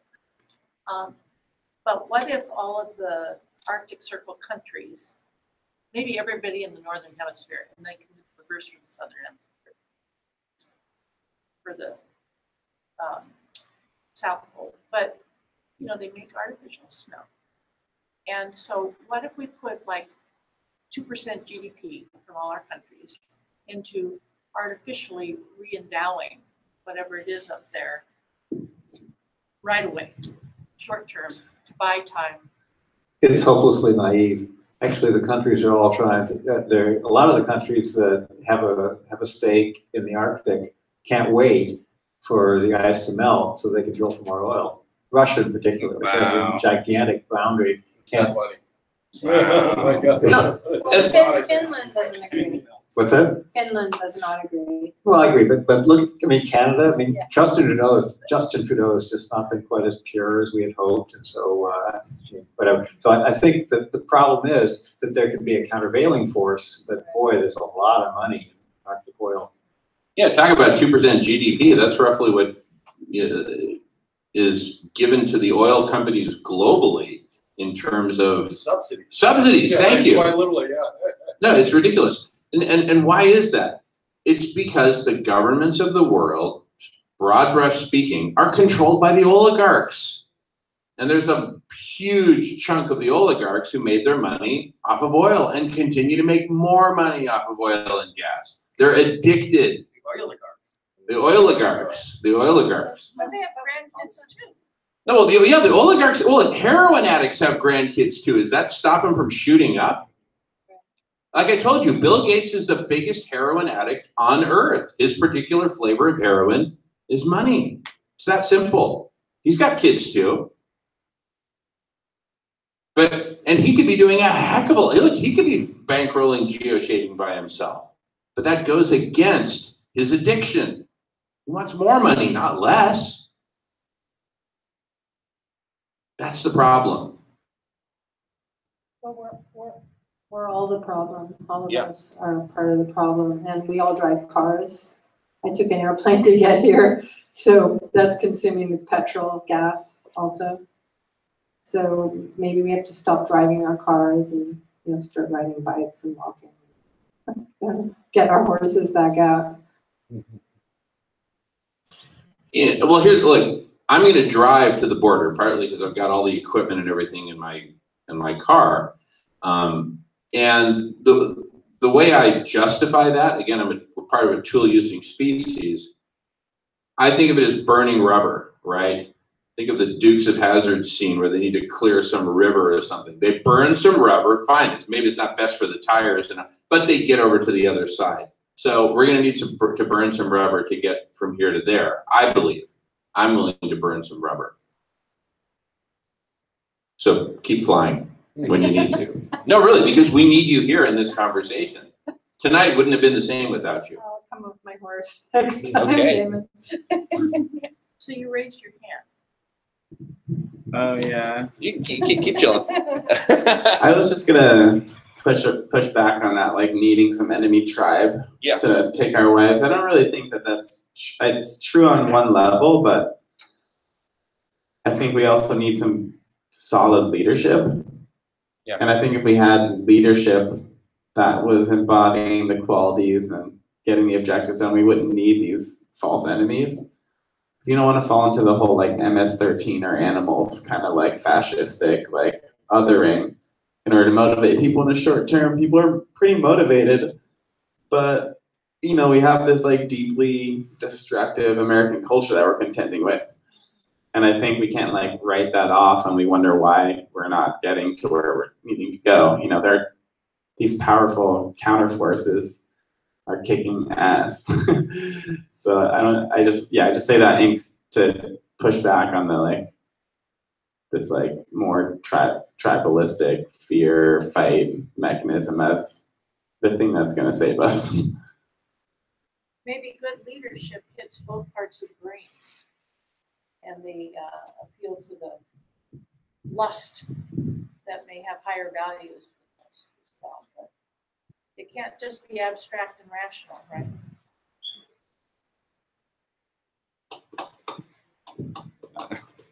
You're aiming that microphone. I was aiming it right there.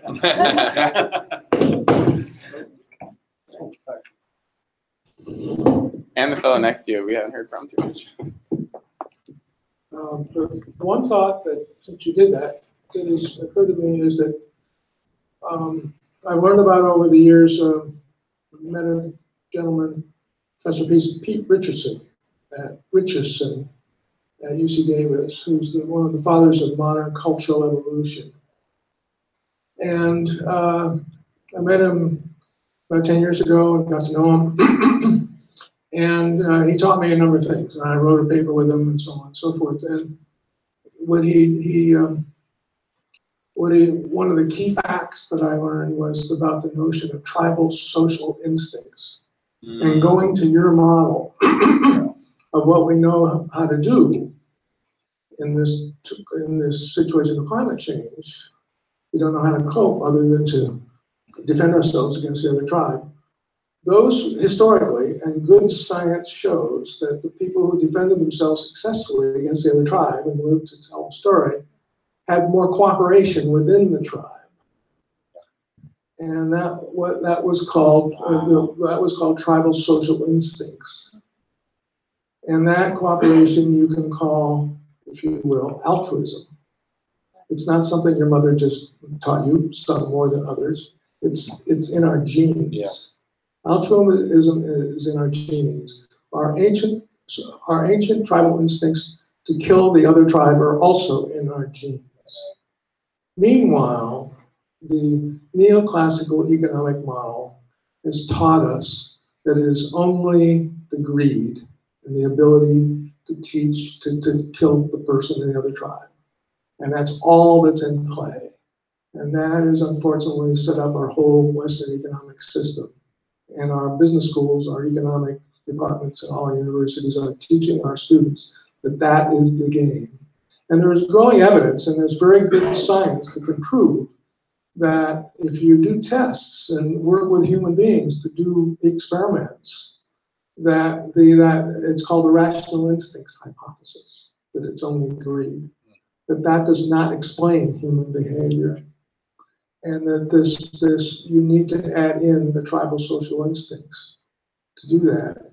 And so from my point of view, when I learned that, I got very excited because I teach in a school of sustainable management, and I realized that science supports the fact that what we teach is more naturally human. Humans are designed genetically to do business sustainably. And that's all good science. And the reason you haven't heard about it is that it's just growing within the scientific community. There's not enough support within the community. There's a lot of experimental science research that is more and more supporting that.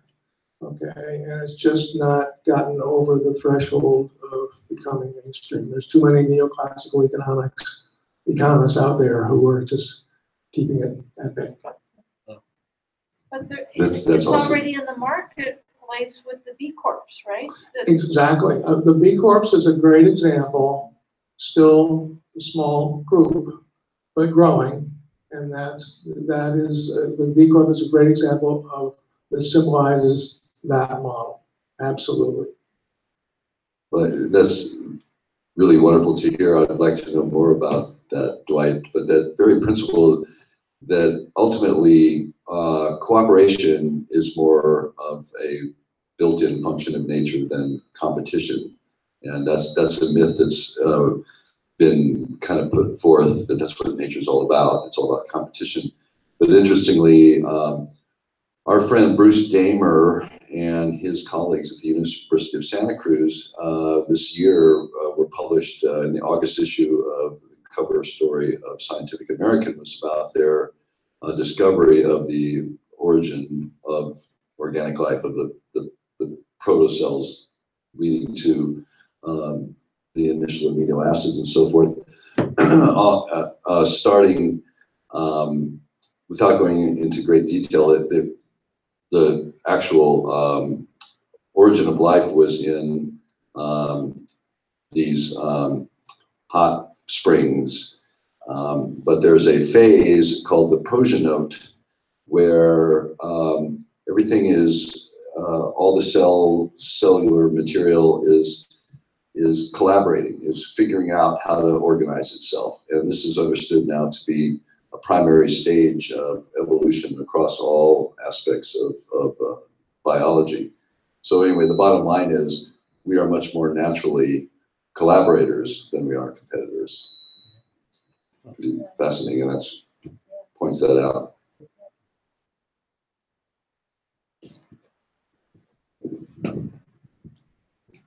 Good note to end on. Yeah, good note. All right. You're really cool. Lucia, you want to give us some final thoughts? Not to put you on the spot. No, that's right. Well, you know, in fact, well, while you're thinking about that, you know, you did mention it's in our genes, right? Collaboration, cooperation, altruism, it's in our genes. I want to add to that, there's a lot of stuff in our genes, right? A lot of stuff that can get triggered here, there, and everywhere, you know, including murder and, you know, alienation, othering, all this kind of stuff. So we need to orchestrate the turning on of the right parts of our genes, right? Our individual genes and our collective genes. I think collective intelligence is the key to that. There's no just like simple answer, right? Where is that expression in the world today? You see it a little bit, but you see a lot more of hoarding and sociopathy. So we've got a lot of heavy lifting ahead of us in the realm of collective intelligence. The good news is it's a lot of fun, as Michael and I and other colleagues and participants in the collective intelligence. Look how fun this is, right? Here we are working, right? No one's paying us to do this. And we're having a blast. I'm having a blast. This is filling me with hope that you all exist and are willing to hang out until 11:30 at night, you know, hashing this stuff out. So, we did have a shift with smoking. Remember, it became chic to not smoke.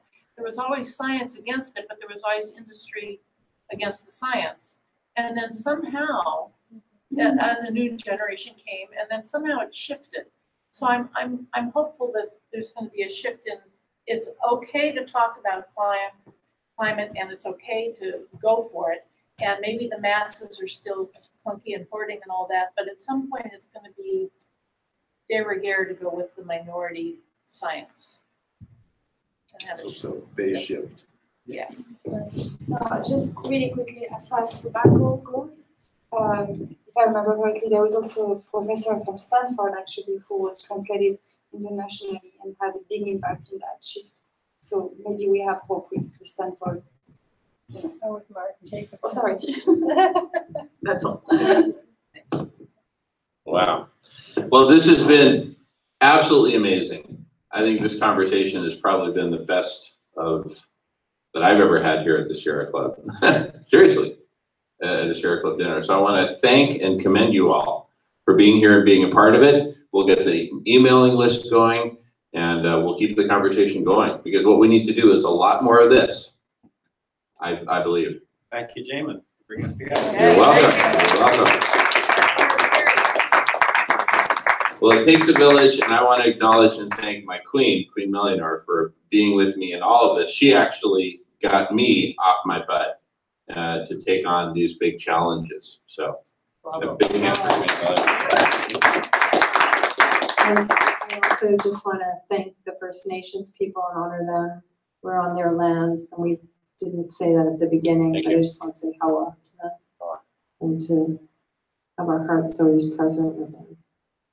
And hawa means thank you in Haida. In addition to thanking Queen Melianor, Professor Mark Jacobson, I also want to thank Professor Lucia Garces-Loman and Dr. Mark DeLucchi for helping co-lead this, and all of you, and one final major thank you to all of us who are here, each and every one of us, and for everything that we've contributed, whether speaking, thinking, just being here, being part of the collective. And thank you. Thank you.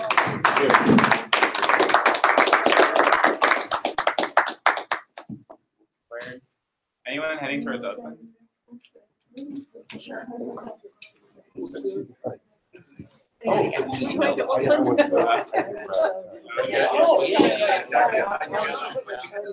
Yeah, there's like there's like an email list and like all the action things. We might have like an event for Let's do it, seriously. Yeah. This has been, I never and those are the super right now. I would say that shit done in Seattle. Well, yeah.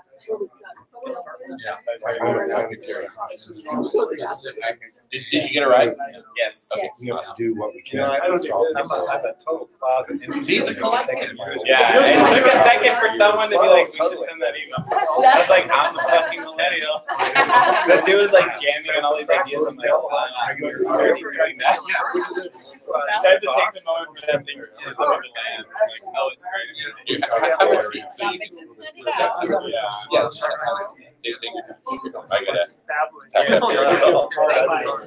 Thank you all for watching and putting up with the scratchy audio, video, and whatnot. We'll see you next time, and we'll be doing a lot more of these. See you soon. Thank you.